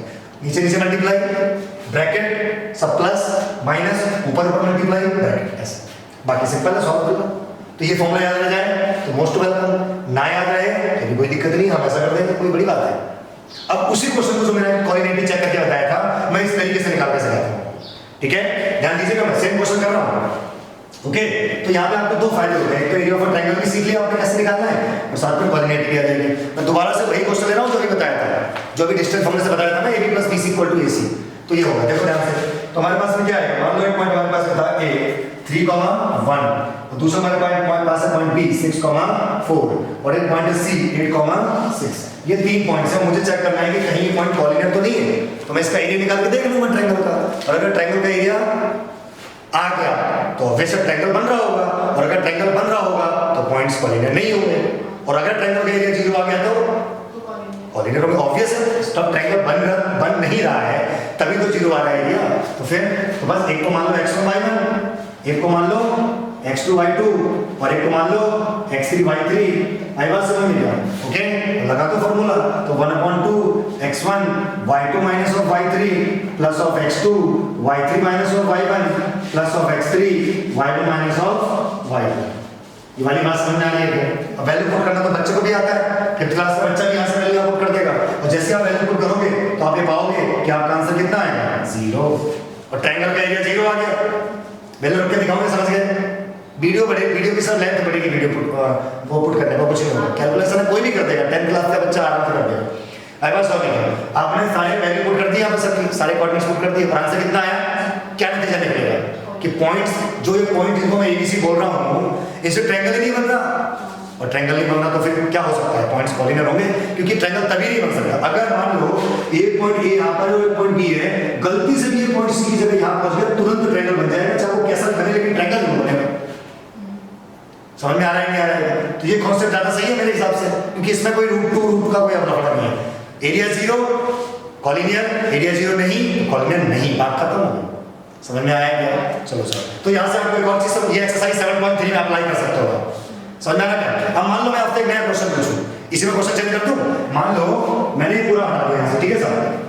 ये तो पता है आपको, तीनों पॉइंट्स कॉलिनियर है। मैं क्वेश्चन को बदल रहा हूँ, मैं कह रहा हूँ कि मान लो यहाँ पे लिखा हुआ है के, यहाँ पे क्या लिखा हुआ है के, और मैं आपको स्टेटमेंट दे रहा हूँ कि these 3 points are collinear, find the value of k। Question बदल दिया मैंने। मैं क्या कह रहा हूँ? If A, B and C are collinear, if A, B and C are collinear, then find k। तो क्या करोगे बोलो? क्या करोगे? ट्रायंगल का एरिया निकाल के जानबूझ के 0 पुट करोगे, अपने आप किया जाएगा। क्योंकि अगर ये कॉलिनियर है तो इनसे बनने वाले ट्रायंगल का एरिया 0 होना चाहिए। तो मैं क्या करूंगा? Since A, B and C are collinear, therefore we can say area of triangle ABC must be 0। और मैं ट्रायंगल का फॉर्मूला लगा दूंगा, यहाँ पे सॉल्व करूंगा और किसके इक्वल कर दूंगा? 0 के। और सॉल्व करते करते पाओगे k की वैल्यू 6 थी, क्योंकि वहां 6 आना चाहिए था। क्वेश्चन उल्टा हुआ या नहीं हुआ? बात समझ में आ रही है? ऐसे तो ये प्योर बेसिक है, कोई भी चीज गाइड कर दूंगा उसमें से, हाँ भाई कॉलिनियर है तो ये बताओ। समझ में नहीं आया? समझ में आ गया कि नहीं आया? प्योर बेसिक चीज है। तो ये क्या हो गया? कॉलिनियरिटी ऐसे चेक करता है, 2 तरीके से सिखाते हैं मैंने आपको, ठीक है? अच्छा, तो ये हमारे पास बेसिक चीज है ना? तो ये आपको ध्यान रखना है यहाँ पे। और भी बहुत सारी बेसिक चीजें जो हम धीरे धीरे सीखते रहेंगे। तो आपने यहाँ पे 2-3 कॉन्सेप्ट अभी सीखे हैं। एक तो डिस्टेंस फार्मूला, डिस्टेंस फार्मूले की एप्लीकेशन आपको समझ में आ गई, मैं और क्वेश्चन लूंगा तो समझ में आ जाएगा। एरिया ऑफ ट्रायंगल भी समझ में आ गया, और एरिया ऑफ ट्रायंगल की मदद से मैं ये भी पता लगा सकता हूँ कि पॉइंट कॉलिनियर है या नहीं। मोस्ट इंपॉर्टेंट चीज, क्योंकि डिस्टेंस फार्मूले से मैंने ये देखा है अपने 7 साल के एक्सपीरियंस में कि बच्चा 100% फंसता है, क्योंकि वो रूट की वैल्यू नहीं निकाल पाता। फिर इसमें कुछ नहीं करना, वैल्यू पुट करना है 0 मोस्ट वेलकम, नहीं तो भाई जाओ बाहर। और k की वैल्यू भी ऐसे निकालते हैं, एरिया ऑफ ट्रायंगल को 0 सॉल्व करते रहो, अपने आप कुछ ना कुछ k की वैल्यू आएगी या नहीं आएगी। दूसरी बात, एक और बात बताई रहा हूँ, एक और बात बता देता हूँ। अगर मान लो आपने डेल्टा इक्वल टू 1/2 ट्रायंगल का फॉर्मूला लगाया और उसकी वैल्यू आ गई मान लो -3, कितनी आ गई? तो आप आंसर बोलोगे +3। आप आंसर क्या बोलोगे? Because area can never be negative. Area negative भैया, तो एरिया होगा नहीं, होगा तो कैसा होगा? पॉजिटिव होगा। तो एरिया तो नेगेटिव तो हो नहीं सकता। तो मान लो मेरा आंसर नेगेटिव आ गया -3, तो आप क्या बोलोगे? Since area can never be negative, therefore area equal to 3 square unit. क्योंकि एरिया को मीटर स्क्वायर सेंटीमीटर स्क्वायर ऐसे होता है ना। डिस्टेंस निकालते हो तो लास्ट में क्या लिखते हैं? यूनिट। और एरिया निकालते हैं तो स्क्वायर यूनिट। स्क्वायर समझ में आ रहा है? जैसे मीटर स्क्वायर ये सब, तो हमें पता तो है नहीं मीटर आएगा क्या आएगा, तो क्या बोलोगे? Square unit. ओके, समझ में आ गया? अब बोलोगे भैया जब ये -3 आ रहा है तो हमें फॉर्मूला क्यों पढ़ा रहे हो? तो मैं आपको असली बात बताता हूँ कि ये फॉर्मूला वास्तव में ये नहीं है। ये फॉर्मूला वास्तव में यहाँ पर एक ऐसे 2 डंडे लगे रहते हैं। इसका मतलब होता है मॉडुलस। क्या मतलब होता है? मॉडुलस। क्या मतलब होता है इसका मतलब? मॉडुलस। ये हमारे सिलेबस में नहीं है, लेकिन बता रहा हूं मैं आपको। अगर ये 2 डंडे लगे हो तो इसका मतलब कि अगर मान लो ये लिखा हो -2 और 2 डंडे लगे, +2 2 डंडे लगे, 3 2 डंडे लगे, -3 2 डंडे लगे, ये बताऊंगा या बताओगे? -2 की वैल्यू भी 2 आएगी, +2 की वैल्यू भी 2 आएगी। मतलब ये ऐसा मान लो ऐसी मशीन है जिसमें तुम नेगेटिव नंबर डालो चाहे पॉजिटिव नंबर डालो, आंसर पॉजिटिव ही आएगा। ये ऐसी मशीन, ये 2 डंडे का मतलब है क्या बोलोगे? ऐसी मशीन है। क्या बोलोगे? ऐसी मशीन जिस मशीन में तुम -2 डालो तो भी 2, +2 डालो तो भी 2। तो आप खुद बताओ इसका आंसर 3 और इसका आंसर भी। अगर मैंने यहाँ मॉडुलस लगा दिया और आप सॉल्व करते करते यहाँ पहुंच गए, मान लो आपका आंसर है -6, तो आप क्या लोगे? 6 लोगे, सॉल्व करोगे। असली फॉर्मूला ये होता है। इसके पीछे बस ऐसे मॉडुलस फंक्शन लगा रहता है। क्या लगा रहता है? Modulus function. हम पढ़ेंगे क्लास में, समझ में आया कि नहीं आया? अभी इतना मान लो मशीन होती है जिसके अंदर नेगेटिव नंबर हो तो भी पॉजिटिव आंसर आता है। बात समझ में आ रही है? इतना समझ, ठीक है? हटा दो इसको, समझ में आ गया? चलिए सर नेक्स्ट देखिए ध्यान से। इसके बाद हमारे पास में नेक्स्ट कॉन्सेप्ट क्वेश्चन किस टाइप से बना सकते हैं? डिस्टेंस फॉर्मूले और area of triangle. Area of triangle में ज्यादा क्वेश्चन, अब आप मान लो ज्यादा क्वेश्चन बनते नहीं है वैसे। मान लो आपने पूछा कि भैया आपने तो हमें एरिया ऑफ ट्रायंगल सिखाया है, और मान लो क्वाड्रिलेटरल दे दिया अगले ने, तो हम कैसे निकालेंगे एरिया? समझ रहे हो बात को? भी आपने नहीं पूछा, मान लो करके दिन कोई आपने पूछ ले कि भैया आपने जी ट्रायंगल का एरिया निकालना सिखाया, मान लो इसमें कोऑर्डिनेट मेरे पास 4 को आपको मैं रफली कोऑर्डिनेट ले रहा हूं, बस मेरा ये है आपको कांसेप्ट सिखाना है कि टाइम पास करना। बात समझ में आ रही है? आप बोलोगे भैया आपने तो सिखाया था यार कि ट्रायंगल का एरिया निकालना है, तो भाई जी ने क्वाड्रिलेटरल दे दिया, तो हमारी तो बेइज्जती हो जाएगी कल के दिन। तो क्या करेंगे हम? बोलो लो बन गए 2 ट्रायंगल, बात खत्म। नहीं समझ में आया? इस ट्रायंगल में लगाऊंगा पहले अलग फार्मूला, इस ट्रायंगल में लगाऊंगा अलग फार्मूला, और दोनों को भाई इस ट्रायंगल का एरिया आ जाएगा, इस ट्रायंगल का एरिया आ जाएगा, और दोनों को क्या कर दूंगा? ऐड कर दूंगा, तो क्वाड्रिलेटरल का एरिया आ जाएगा प्योर बेसिक। अच्छा क्या बोलोगे भैया अगर मैंने घर से किया तो कोई दिक्कत नहीं है, एक ही बात है, आंसर सेम आएगा? नहीं आया समझ? कोई दिक्कत तो नहीं है ना? कर लोगे ऐसे क्वेश्चन? ये बच्चों वाली बातें पूछेंगे आपसे जो 10वीं क्लास के बच्चे से पूछनी भी नहीं चाहिए। समझ में आ रहा है कि नहीं आया? तो मैं ट्रायंगल दूं, क्वाड्रेंट दूं, कुछ भी दूं, आप निकाल लो, कोई दिक्कत तो नहीं है। एरिया ऑफ ट्रायंगल की एप्लीकेशन समझ में आ गई? Area of triangle can never be negative, negative आए तो पॉजिटिव ले लेंगे, बात खत्म, कोई दिक्कत? अच्छा एरिया ऑफ ट्रायंगल 0 आ जाए तो कॉलिनियर हो जाएंगे बात। ये ट्रायंगल ही नहीं बना भाई जी, तुम बात कर रहे हो, एरिया निकाल देंगे। समझ में आया कि नहीं आया? ओके, एक और हमारे पास फॉर्मूला है, ये पहले चलो मैं डिस्टेंस फॉर्मूले के कुछ क्वेश्चन करा देता हूँ। मान लो कल के दिन हमारे पास एक क्वेश्चन आ गया है, एक्सरसाइज का क्वेश्चन ले लेते हैं समझने के लिए, ठीक है सर? ये चलो पहले एक एग्जांपल समझा देता हूँ, वैसे इसमें भी एग्जांपल है हमारे पास में। क्वेश्चन नंबर 10 ले लेता हूँ एक्सरसाइज का, ठीक है? क्वेश्चन दिया गया है कि भैया find the relation between x and y such that एक पॉइंट है P जिसके कोऑर्डिनेट है x, y is equidistant from the points, एक पॉइंट है A 3,6 और एक पॉइंट है B जिसके कोऑर्डिनेट है -3,4। आप अच्छे से जब इस वीडियो को देखें तो अपने पास नोटबुक बुक जरूर रखें। एक्सरसाइज 7.1 जब आप खोलेंगे तो आपको उसमें मिलेगा क्वेश्चन नंबर 10, उसको पढ़िए ध्यान से। उसमें लिखा है find the relation between x and y, x और y में संबंध बताओ, यानी x किस y के कितना इक्वल है, मतलब x और y में क्या रिलेशन है आपस में। जैसे y = 2x है या y = 3x है, y = x + 2 है, क्या है, लेकिन कब बताना है रिलेशन?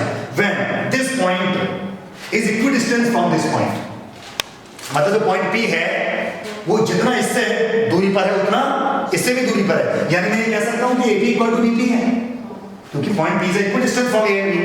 नहीं आया समझ? Since point P is equidistant from point A and B, then we can say AP is equal to BP। बात समझ में आ रही है? तो मैं डिस्टेंस फॉर्मूला लगा देता हूं उसके बीच में, समझ में आ रही है? तो लगाओ equidistance formula, square root of x - 3 का whole square plus of y - 6 का होल स्क्वायर, लगा दिया डिस्टेंस फॉर्मूला। अरे x2 - x1 + y2 - y1 is equal to BP, लगाओ डिस्टेंस फॉर्मूला, x + 3 का होल स्क्वायर और प्लस ऑफ y - 4 का whole square. दोनों तरफ जब स्क्वायर रूट होता है तो क्या करते हैं? Squaring both the sides. क्या कर दो? स्क्वायरिंग। जब तुम स्क्वायरिंग करोगे तो अंडर रूट हट जाएगा, तो मैं लिख दूं स्क्वायरिंग बोथ द साइड्स, और अंडर रूट हटा के लिख दूं सीधा, क्या हो जाएगा? x - 3 का whole square plus of y - 6 का whole square equal to x + 3 का whole square plus of y - 4 का होल स्क्वायर। नहीं आया समझ में आ गया? अगर दोनों तरफ स्क्वायर रूट तो क्या करते हैं? स्क्वायरिंग बोथ द साइड, तो उससे स्क्वायर रूट हट जाएगा। बात समझ में आ रही है? इतना आप याद कर लिया करो, ठीक है? इसको ओपन करो, क्या है? x² + 9 - 6x, इसको ओपन करो, y² + 36 - 12y, इसको ओपन करो, x² + 9 + 6x, इसको ओपन करो, y² + 16 + सॉरी -8y। ये वाली बात समझ में आ रही है क्या आपको? ठीक है सर? तो क्या करना है? a - b का होल स्क्वायर, a - b का होल स्क्वायर, a + b का होल स्क्वायर, a - b का होल स्क्वायर, प्योर बेसिक। अब ये समझ में आया कि नहीं आया? देखो समझ में आया क्या? अगर आपको ये समझ नहीं आया तो बेटा गलत तरीके से टेंशन आ गया। आई बात समझ में? आपको दोबारा 8th 9th कर लेना चाहिए अगर किसी बच्चे को ये भी समझ में नहीं आया। ये प्योर बेसिक है यार, इसमें क्या टाइम वेस्ट करूंगा। अच्छा, अब मैंने काट दिया x² से x²। अब बच्चा बोलता है 10वीं वाला भैया ये क्या हो गया? इक्वल टू के इधर उधर कैंसिल कब कर सकते हो? जब दोनों का सेम साइन है। इधर प्लस का x², इधर भी प्लस का x², कैंसिल कर, क्योंकि जिस दिन ये उठ के यहाँ आएगा -x² बनेगा वो कट जाएगा। काय को टाइम लगाऊंगा? 10th में आएगा तो नई चीजें भी तो सीखनी है, नया कॉन्सेप्ट विद नई न्यू कैलकुलेशन। समझ में आ रहा है कि नहीं आ रहा?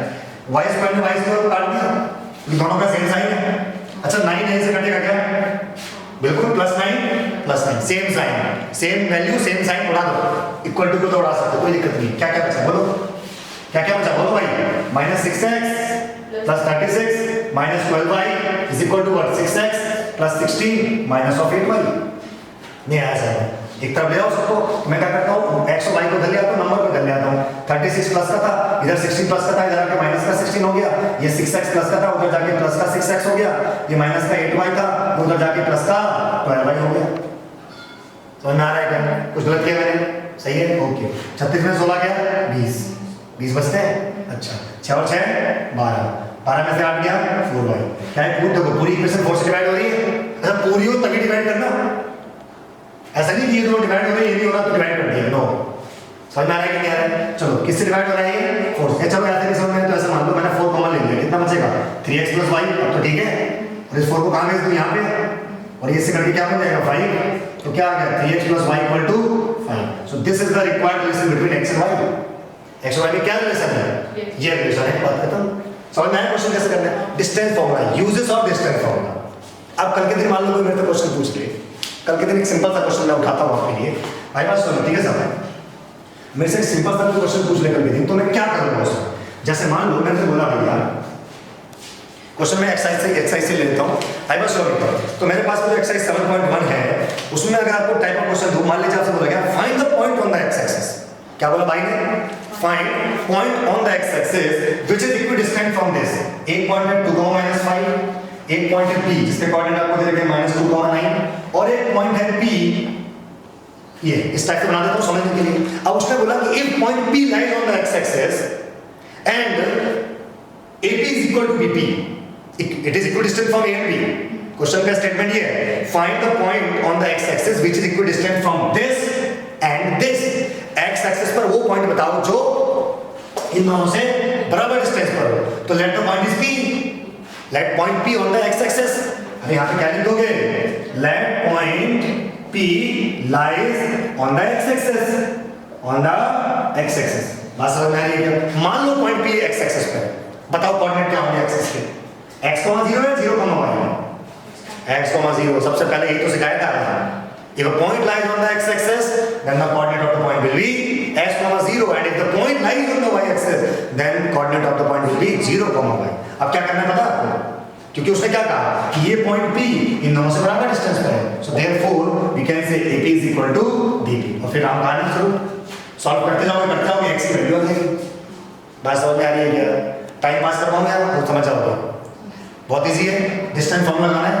AP is equal to BP distance formula. Under root हटाने के लिए क्या करोगे? स्क्वायरिंग करोगे, सॉल्व करना, x की वैल्यू जाएगी। हो सकता है एक वैल्यू है, हो सकता है दो वैल्यूज आ जाए।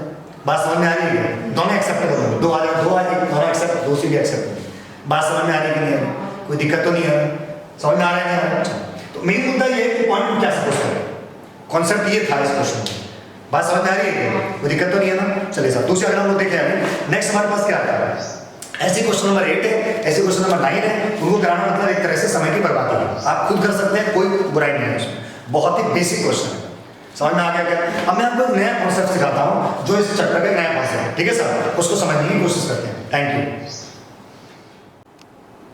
तो अब देखिए ध्यान से, इसके बाद हमारे पास जो नेक्स्ट टॉपिक है उसको समझने की थोड़ी सी हम लोग कोशिश करेंगे। ठीक है सर, और हमारे पास में देखिए, तो अब हमारे पास जो नेक्स्ट टॉपिक है उसको थोड़ी समझने की कोशिश कीजिएगा, ध्यान दीजिएगा क्या हमारे पास में टॉपिक है। ठीक है, तो ये आपको समझ में आ गया अच्छी तरीके से। इसके बाद जो हमारे पास में आता है वो है सेक्शन फार्मूला। ठीक है सर, ध्यान दीजिएगा सेक्शन फार्मूला क्या होता है। ठीक है, तो एक हमारे पास में हेडिंग डाल लेते हैं थोड़ा बहुत, है ना, सेक्शन फार्मूला। ठीक है सर, सेक्शन फार्मूला वैसे तो दो टाइप का है, लेकिन हमारे सिलेबस में एक ही है। ठीक है ना, एक होता है इंटरनल डिवीजन, एक क्या होता है?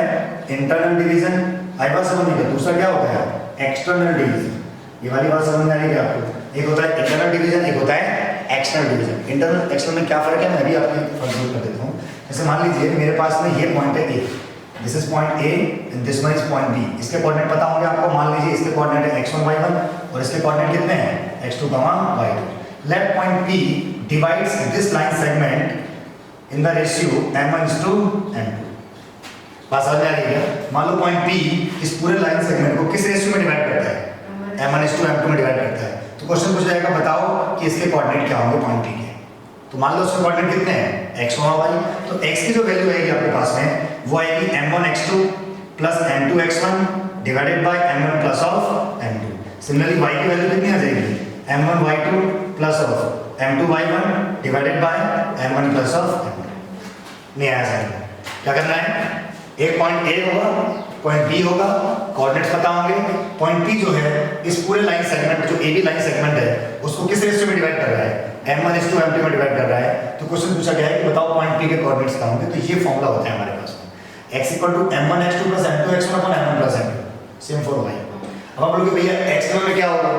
एक्सटर्नल का मतलब ये जो पॉइंट P है वो इनके बीच में कहीं भी हो सकता है, in between A and B. मैंने मिड नहीं बोला, मैं मिड वाला बीच नहीं कह रहा हूं, बिटवीन वाला बीच कह रहा हूं। मतलब कहीं पर भी हो सकता है यहाँ पे। अच्छा मान लो पॉइंट P A के इधर है या B के उधर है, तो क्योंकि बीच में नहीं है तो उसको क्या बोलोगे? External division. अभी को क्या हो रहा है? Internal division. समझ में आ गया? एक्सटर्नल डिवीजन में m2 की जगह -m2 हो जाता है, बस और कुछ नहीं होता। मतलब इस फॉर्मूले में क्या क्या चेंज आएगा? m1x2 - m2x1 / m1 - m2 same है। m2 को किससे रिप्लेस कर दो? -m2 से। कौन सा डिवीजन हो जाएगा? एक्सटर्नल। वो है नहीं हमारे सिलेबस में, हमारे सिलेबस में यही है। समझ में आया कि नहीं आया?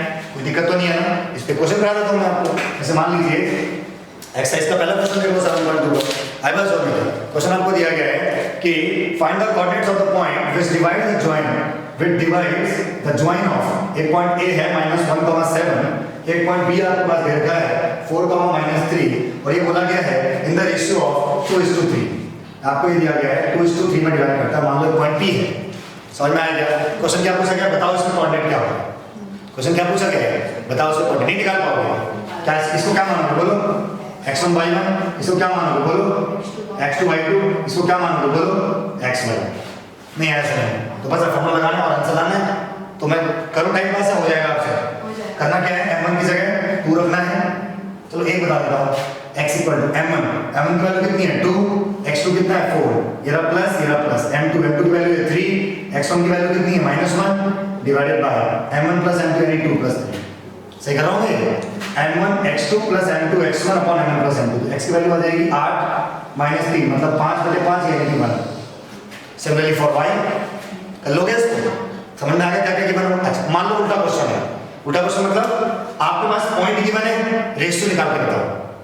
सब चलो मैं y निकाल देता हूँ, y की वैल्यू मान लो मुझे दे दी यहाँ पे, क्या फॉर्मूला है m1 y2, m1 कितना मेरे पास 2, y2 कितना मेरे पास -3 प्लस m2 कितना मेरे पास में 3 और y1 कितना मेरे पास में 7 डिवाइडेड बाय 2 + 3 m1 + m2। 2 3 -6 7 3 21 में 6 जाएगा कितना बचेगा 15, कितना बचेगा 15/5 सॉरी 3। समझ में आया कि नहीं है, 5 के 15 समझ में आ रहा है नहीं आ रहा है, कैलकुलेशन सही है। चलो तो इस पॉइंट के कोऑर्डिनेट क्या आ गया आपके पास में, पॉइंट के कोऑर्डिनेट कितने आ गए 1, 3। नहीं ऐसा नहीं है, अगर ये कैलकुलेशन सही है तो इसके कोऑर्डिनेट 1, 3 हो सकता है कोई मिस्टेक वगैरह हो जाए, ये सब दिल का नहीं लेना चाहिए, सब चलता है ऐसा सॉल्व नहीं करो, तो दिक्कत तो नहीं है ना। अब मैं क्वेश्चन उल्टा पूछ रहा हूँ आपसे कि मान लो इफ, इसको मैं डाल देता हूँ, if coordinate of point P is 1, 3 find ratio. बदल दिया क्वेश्चन, पहले क्या था रेशियो पता था, पॉइंट निकालना था, अब क्या है पॉइंट पता है, रेशियो निकालना है। कैसे निकालोगे, कुछ नहीं करना, सिंपल है, वही फॉर्मूले को रिवर्स कर दो, अब रिवर्स गियर मिलेगा। आई बात समझ में क्या। अच्छा इसके लिए आपको दोनों फॉर्मूला लगाने की जरूरत नहीं, किसी एक से कर सकते हो आप। मान लो मैंने x1 रखा है तो x की वैल्यू कितनी आ जाएगी m1 x2 plus of m2 x1 divided by m1 plus of m2। बस समझ में, x कितना है 1 और xy जो होते हैं यहाँ पर p के कोऑर्डिनेट होते हैं ना, तो p के कोऑर्डिनेट 1 मतलब x1 है, m1 हमें निकालना है, x2 बोलो 4 प्लस m2 हमें निकालना है, x1 बोलो -1 divided by m1 plus of m2। Cross multiply करनी आती है, इसकी मल्टीप्लाई इससे करोगे तो यही आएगा, तो m1 प्लस ऑफ m2। ये क्यों है, क्योंकि ये तो 1 है ना, ये क्या है, तो फिर is equal to 4m1 plus minus का माइनस m2। बात समझ में आ रही है क्या। अब क्या करोगे, m2 वालों को अलग, m1 वालों को अलग, तो ये रहा m1, एक काम करो इधर 4 ज्यादा है तो m वाले को उठा के ले आता है, तो हो जाएगा हमारे पास m2 प्लस इसको उठा के दे लो प्लस का m2 is equal to 4m1 plus का m1। तो कितना आंसर आ जाएगा 2m2 plus of 5m, sorry 2m2 is equal to 5m1। ये वाली बात समझ में, m2 plus m2 equal to 2m2, 4m1 plus m1 equal to 5m1, तो आ गया 2m2 इक्वल टू 5m1। हमें तो रेशियो निकालना है, मतलब मुझे m1 अपॉन m2 निकालना है, तो मैं इसको कैसे लिख दूंगा, m1 अपॉन m2 की वैल्यू कितनी हो जाएगी 2/5, कितनी आ जाएगी 2/5। और कभी आपको लगे कि ये गलत है कि मैंने रेशियो गलत तो नहीं निकाल दिया, क्या करो क्रॉस मल्टीप्लाई करके देख लो, क्या करके देख लो क्रॉस मल्टीप्लाई, इसकी मल्टीप्लाई से करो क्या है 5m, इसकी मल्टीप्लाई से करो क्या है, तो क्या मैं इससे ले जा सकता हूँ, तो इसका मतलब सही है। तो कभी आपको लगे कि रेशियो गलत है तो उसको रिवर्स करके देख लो, अगर वही आ जाए तो सही है, वरना फिर बदल देना उसको। नहीं आया समझ, प्योर बेसिक है, मैं आपको बिल्कुल हद कर रखी है आसान कर दी, I was on pure basic है ये। अच्छा अब आप लोग भैया y से निकाल सकते हैं, बिल्कुल निकाल सकते हैं, लेकिन क्योंकि हमें तो रेशियो निकालना, रेशियो आ गया तो y की जरूरत ही नहीं है। y से अच्छा y से निकाल कर चेक करके देख सकते हो, y से भी वही आंसर आएगा जो है, जहां पे x है वहां क्या y, इसकी जगह y2 इसकी जगह y1, सॉल्व करोगे m1 अपॉन m2 अगेन क्या आएगा आपके पास में 2:5 है, और आप इसके आंसर को चेक कर सकते हो। तो 7.2 का जो हमारे पास एक्सरसाइज है उसमें अगर हम चेक करके देखेंगे तो पहला हमारे पास कोऑर्डिनेट, उसके पॉइंट के कोऑर्डिनेट क्या आएंगे 1,3 आएंगे, ठीक है, आंसर 1,3 है, क्योंकि ये तो क्वेश्चन मैंने बनाया था ना उल्टा करके, क्वेश्चन थोड़ी ना उसमें, लेकिन उसका रेशियो ये आएगा। फिर मेरी बात समझ में आएगी आप, तुम कैलकुलेटर को गोली मारो, ये बात बताओ आपको समझ में, अगर पॉइंट गिवन होगा तो क्या मैं रेशियो निकाल दूंगा, और रेशियो गिवन होगा तो क्या पॉइंट निकाल दूंगा, बात खत्म हो गई। समझ में आया, रेशियो निकालने के लिए क्या मुझे दोनों लगाने की जरूरत है भाई, m1 अपॉन m2 आ तो गया नहीं आया समझ, तो फिर अच्छा एक और बात, अगर मान लो m1/m2 आपका नेगेटिव आ गया, अगर मान लो m1/m2 क्या आता है, मान लो -2.5 आता है, क्या आता है, इसका मतलब समझ जाना एक्सटर्नल डिवीजन है, क्योंकि m1/m2 कभी नेगेटिव नहीं आएगा आपकी क्लास में। समझ में आया कि नहीं आया? अगर m1/m2 नेगेटिव आया मतलब एक्सटर्नल डिवीजन, बट नॉर्मली आएगा नहीं, आगे बार पॉजिटिव आएगा। ठीक है सब, चलिए आगे के हम लोग बात करें, उसको समझ में आ रहा है। चलिए अब देखो, अब मैं क्वेश्चन को थोड़ा और बड़ा कर रहा हूँ, आई वांट सॉल्व इट। ठीक है, आपको सेक्शन फॉर्मूला समझ में आ गया, क्वेश्चन को मैंने रिवर्स करके देख लिया। अब मान लो मैं आपको पूछूं, मैं आपको करा रहा हूँ क्वेश्चन नंबर इसका 2, ये एक्सरसाइज 7.2 में अच्छे क्वेश्चन है, 7.1 में ज्यादा अच्छे नहीं है, 7.3 में ज्यादा अच्छे है, बेसिक 7.2 से ज्यादा क्वेश्चन आते हैं इस चैप्टर से, ज्यादा से ज्यादा 5 नंबर तक, 5 6 7 कह सकता है, वैसा कुछ आता है, वो चेंज होता रहता है। वेटेज बताना क्या मतलब है, देखो इधर मान लो हमारे पास में पॉइंट गिवन है ए, आपके पास ए पॉइंट गिवन है 4,-1 और पॉइंट बी गिवन है आपके पास में, पॉइंट बी जो आपके पास में गिवन है वो है -2,-3। ये वाली बात समझ में आ रही है? पॉइंट ए कितना गिवन है 4,-1, पॉइंट बी कितना गिवन है -2,3। क्वेश्चन बोला गया है कि इस लाइन सेगमेंट को 3 पार्ट में डिवाइड किया गया है। कितने पार्ट में डिवाइड किया गया है? 3 पार्ट में। बताओ उन दोनों पॉइंट से कोऑर्डिनेट्स क्या होंगे। क्वेश्चन मैं सुना देता हूं, find the coordinates, exercise 7.2 question number 2। Okay, question क्या है, find the coordinates of the points, उन पॉइंट्स के कोऑर्डिनेट्स बताइए। ठीक है, points of trisection of the line segment, जो इस लाइन सेगमेंट को क्या करते हैं, ट्राइसेक्ट करते हैं। क्या करते हैं? ट्राइसेक्ट। ट्राइसेक्ट का मतलब होता है 3 बराबर हिस्सों में विभाजित कर देना। Okay, divide equally in 3 parts. तो मान लो एक पॉइंट यहां पर है somewhere here, this is point P and the next one somewhere here, this is point Q। Equally है सारे के सारे। चलो अच्छा, मतलब जितना हिस्सा ये है उतना हिस्सा ये भी है, उतना हिस्सा ये भी है। अब डायग्राम में बच जाओ, है ना, समझ में आ रहा है कि नहीं आ रहा? हो सकता है कम दिख रहा हो आपको ये, बस समझ, जितना हिस्सा ये है, जितना हिस्सा ये है, उतना हिस्सा ये भी है। समझ में आया कि नहीं आया? अच्छा, तो मैं क्या इसके रेशियो को 1:2 कह सकता हूँ, क्योंकि P के इधर एक हिस्सा, P के उधर 2 हिस्से, तो 1:2। समझ में आया कि नहीं आया? P के इधर एक हिस्सा, P के उधर 2 हिस्से, नहीं आया समझ? तो इसके 1:2 आया ना। अगर समझ में आया तो बताओ Q का रेशियो क्या होगा? इधर 2:1। 2:1। वेरी गुड यार, वेरी गुड, 2:1। नहीं आया समझ में, क्योंकि पॉइंट P के इधर एक हिस्सा, तो 1:2, क्योंकि 2 उधर है और इसके 2:1। अगर ऐसा बोला जाता कि 4 पार्ट किए जा रहे हैं, इसमें क्वेश्चन ऐसा नहीं है, अगर मतलब 4 पार्ट किए जा रहे होते, अगर पॉइंट A यहाँ होता, 4,-1 होता, और पॉइंट B यहाँ पर है और -2,3 -3, मैं मालूम 4 हिस्से कर दूं, P Q R। ओके, अब बताओ पॉइंट P का रेशियो क्या है? 1:3। 1:3। वेरी गुड, 1:3, कि 1 इधर है 3 उधर है। Q का बोलो 2:2 या 1:1, क्योंकि 2:2 1:1 ही तो होता है। नहीं आया समझ? अरे भाई 2/2 को 1/1 तो लिख सकता हूँ यार। ठीक है, अच्छा इसका बोलो 3:1। क्यों? तो 3 इधर है, 1 इधर है। समझ में आया नहीं आया? क्या अगर आपको रेशियो पता है तो क्या आप इसके कोऑर्डिनेट निकाल सकते हो? कैसे? x1 y1 इसे मान लूंगा, x2 y2 इसे मान लूंगा, m1 m2 इसे मान लूंगा, फॉर्मूला अप्लाई करूंगा, आंसर आ जाएगा। आगे आंसर इसका भी कर सकते हो। x1 y1 अभी भी यही है, x2 y2 अभी भी वही है, रेशियो भी पता है, तो क्या कोऑर्डिनेट्स नहीं निकाल सकते? इजी। सेम है, रेशियो पता है, अरे यार नहीं समझ में आ रहा, पॉइंट का रेशियो पता है, एंड पॉइंट्स पता है, x1 y1 पता है मेरे को, x2 y2 पता है मेरे को, m1 पता है, तो क्या मैं पॉइंट P के रेशियो को कोऑर्डिनेट निकाल सकता हूं? निकाल सकता हूं। सेक्शन फॉर्मूला तो लगाना है, टाइम पास करवाना तो मैं करवा देता हूं, मुझे कोई प्रॉब्लम नहीं है, लेकिन ये 10th क्लास बच्चों को आना चाहिए। अगर आप बात कैच कर पा रहे हो मतलब आप एक नॉर्मल बच्चे हो, नहीं कर पा रहे तो नॉर्मल से नीचे हो। समझ में आ रहा है कि नहीं आ रहा है? ओके, ये आपको आई को लेकर टेस्ट मान लो, अगर आपको समझ में आ गया समझ लो आप नॉर्मल से नहीं आते हो। आई बस समझ, ठीक है सर, कोई दिक्कत तो नहीं है ना? चलिए सर, निकाल दोगे? आगे बढ़ो, अपनी बात करेंगे। चलिए सर, अब मान लो क्वेश्चन ऐसा दिया गया, मैं क्वेश्चन थोड़ा बदल देता हूं आपके लिए। मान लो मैंने बोला मेरे पास में सर्कल है, मेरे पास में क्या है? सर्कल। ठीक है सर, मैंने बोला इस सर्कल का ये AB is a diameter, AB क्या है? Diameter. Point O is the centre of the circle, point O is the, AB is the diameter of the circle, O is the centre of the circle. मैंने आपसे बोला कि point A के coordinate मान लो 2,3, point A के coordinate क्या है? 2,3। मान लो इसके कोऑर्डिनेट 5,6 है, मान लो इसके कोऑर्डिनेट कितने हैं? बताओ इसके कोऑर्डिनेट क्या होंगे? अब आप बोलोगे भैया यार आपने इसके कोऑर्डिनेट दे दिए, इसके कोऑर्डिनेट दे दिए, इसका नहीं दिया कोऑर्डिनेट, इसका रेशियो नहीं पता, मैं कैसे निकालूंगा? आपको तो रेशियो पता नहीं ना भाई, 2-3 चीजें मिस हो जाए तो कैसे निकालोगे?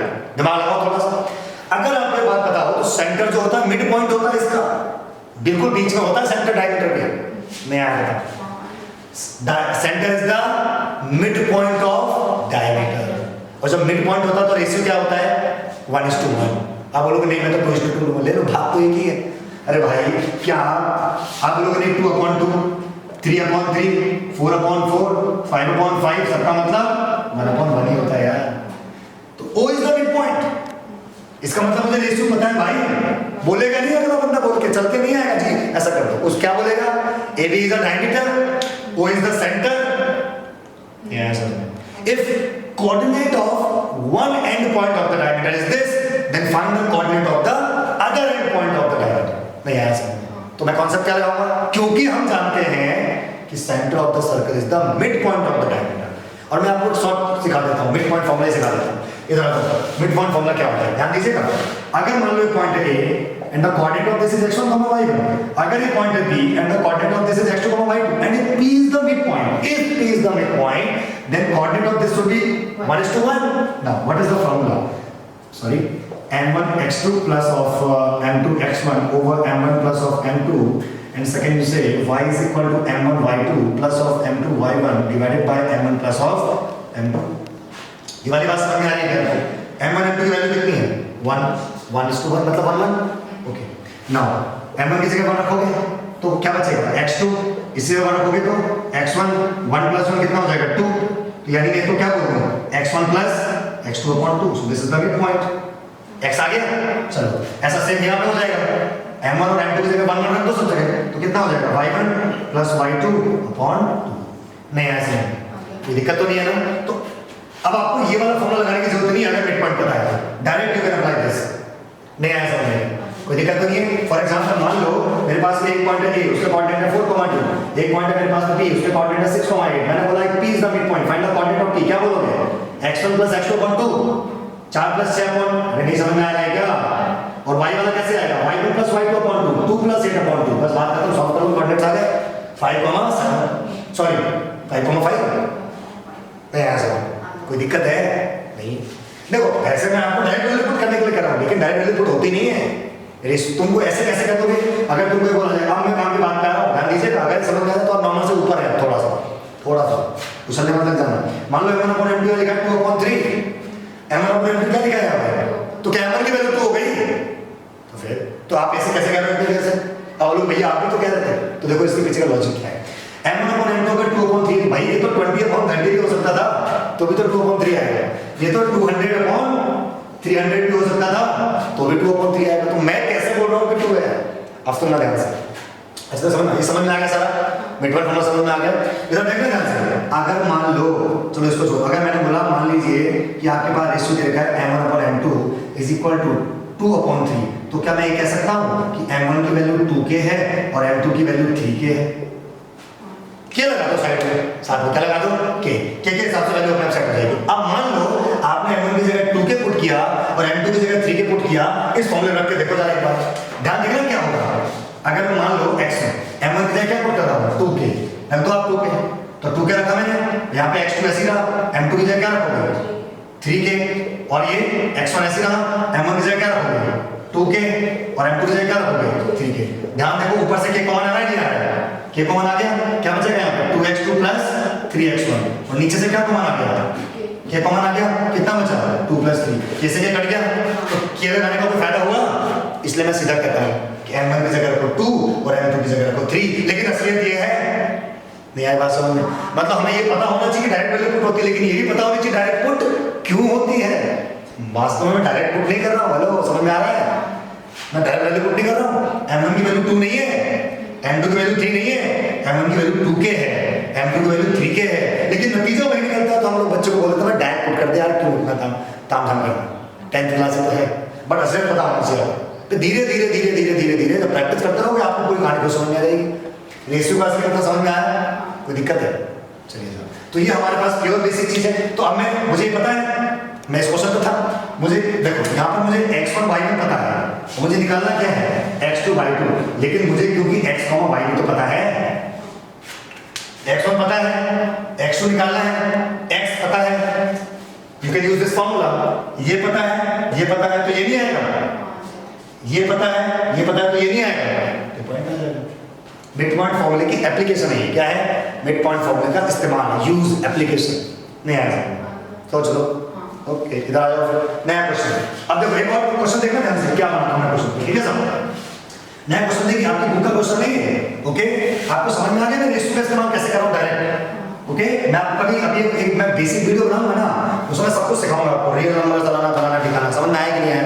ओके, यहां देखिए ध्यान से, मैं बोला मान लीजिए हमारे पास में पैरेललोग्राम, हमारे पास में क्या है? पैरेललोग्राम है। I was showing A B C D, if I have a parallelogram. Question क्या दिया गया है? आपकी बुक का क्वेश्चन है, आई वाज शोइंग, ठीक है सर? क्वेश्चन आपको दिया गया है यहाँ ये था सर, 6 क्वेश्चन है। कौन सा क्वेश्चन है? 6। ए के कोऑर्डिनेट दे रखे हैं 1,2, बी के कोऑर्डिनेट दे रखे हैं 4,5, सी के कोऑर्डिनेट दे रखे हैं x,6 और डी के कोऑर्डिनेट दे रखे हैं 3,5। भाई ने केवल इतना स्टेटमेंट दिया कि पैरेललोग्राम है, बस। अब बताओ x और y के लिए भाई का स्टेटमेंट क्या था कि पैरेललोग्राम है। If ABCD is a parallelogram then find the value of x and y। बच्चे का दिमाग लगाया, चल ये पैरेललोग्राम का क्वेश्चन पूछा, ठीक है भाई, ये मिला दिया, ये मिला दिया, ये बना दिया, इंटरसेक्शन पॉइंट आ गया पॉइंट P। इंटरसेक्शन पॉइंट क्या है? पॉइंट P, क्योंकि हम जानते हैं कि पॉइंट P इसका भी मिड पॉइंट है और इसका भी मिड पॉइंट है। मैं कहीं से भी कोऑर्डिनेट निकालूं सेम आनी चाहिए, नहीं आए तो मैं सेट करूंगा, क्योंकि मुझे बात पता है, क्योंकि ट्रायंगल जो पैरेललोग्राम की प्रॉपर्टी है कि जो उसके डायगोनल्स होते हैं वो बाइसेक्ट करते हैं, ये प्रॉपर्टी मुझे ऐसा करने की इजाजत देती है तो मैं कर रहा हूं, क्या प्रॉब्लम है? तो देयरफॉर पॉइंट P के कोऑर्डिनेट में 2 तरीके से निकालूंगा। आई वाज शोइंग, इसके मिड पॉइंट भी यही है और इसका मिड पॉइंट भी यही है, क्योंकि पैरेललोग्राम के डायगोनल बाइसेक्ट करते हैं, तो इस प्रॉपर्टी से मुझे इजाजत मिल गई ऐसे करने की। इसके थ्रू मिड पॉइंट निकालो जरा, x1 + x2 upon 2, 1 + x upon 2, y1 + y2 upon 2, तो 2 + 6 upon 2 किसके कोऑर्डिनेट आ गए? P के। अच्छा, इधर से तो P के आएंगे, इक्वल, इसलिए मैंने इक्वल करा। x1 + x2 upon 2, 3 + 4 upon 2, y1 + y2 upon 2, तो 5 + y upon 2, क्योंकि दोनों इक्वल है। अच्छा, ये कोऑर्डिनेट्स इक्वल है, कोऑर्डिनेट इक्वल मतलब x वाला x के, y वाला y के, z वाला होता z के बदले है ही। समझ में आ रहा है? इक्वल कर दो, तो 1 + x upon 2 = 3 + 4 upon 2, तूने 2 को मार दिया, 1 + x = आ गया 7, तो x की वैल्यू आ गई 6, नहीं आया 7, तो दिक्कत हुई। प्योर बेसिक है, क्या चाहता हूं यार, यहाँ पे कितना आ जाएगा? 2 + 6 upon 2 = 5 + y upon 2, तूने 2 को मार दिया, 8 = 5 + y, तो y की वैल्यू 3। कॉन्सेप्चुअली पूरा सही है, कैलकुलेशन आप देख लो सही है गलत है क्या है, समझ में आया कि नहीं आया? कॉन्सेप्ट समझ में आया? क्या लगाया? मिड पॉइंट फॉर्मूला लगा दिया। क्या लगा दिया? Mid point formula. वास्तव में कुछ होता नहीं, आपको पता ना कैसे बनाया गया है भाई। m1 = m2 बराबर हो जाते हैं, जब वो दोनों ही रेशियो बराबर है तो डायरेक्ट हो जाता है m1 की जगह 1, m2 की जगह 1, m1 की जगह 1, m2 की जगह 1 रखोगे तो आंसर आएगा x1 + x2 upon 2, y1 + y2 upon 2, apply करोगे सॉल्व हो जाएगा। नहीं आया समझ? आ गया समझ में? चलो एक और क्वेश्चन ले लेते हैं समझने के लिए, ठीक है सर? प्योर बेसिक है, आगे बढ़ो।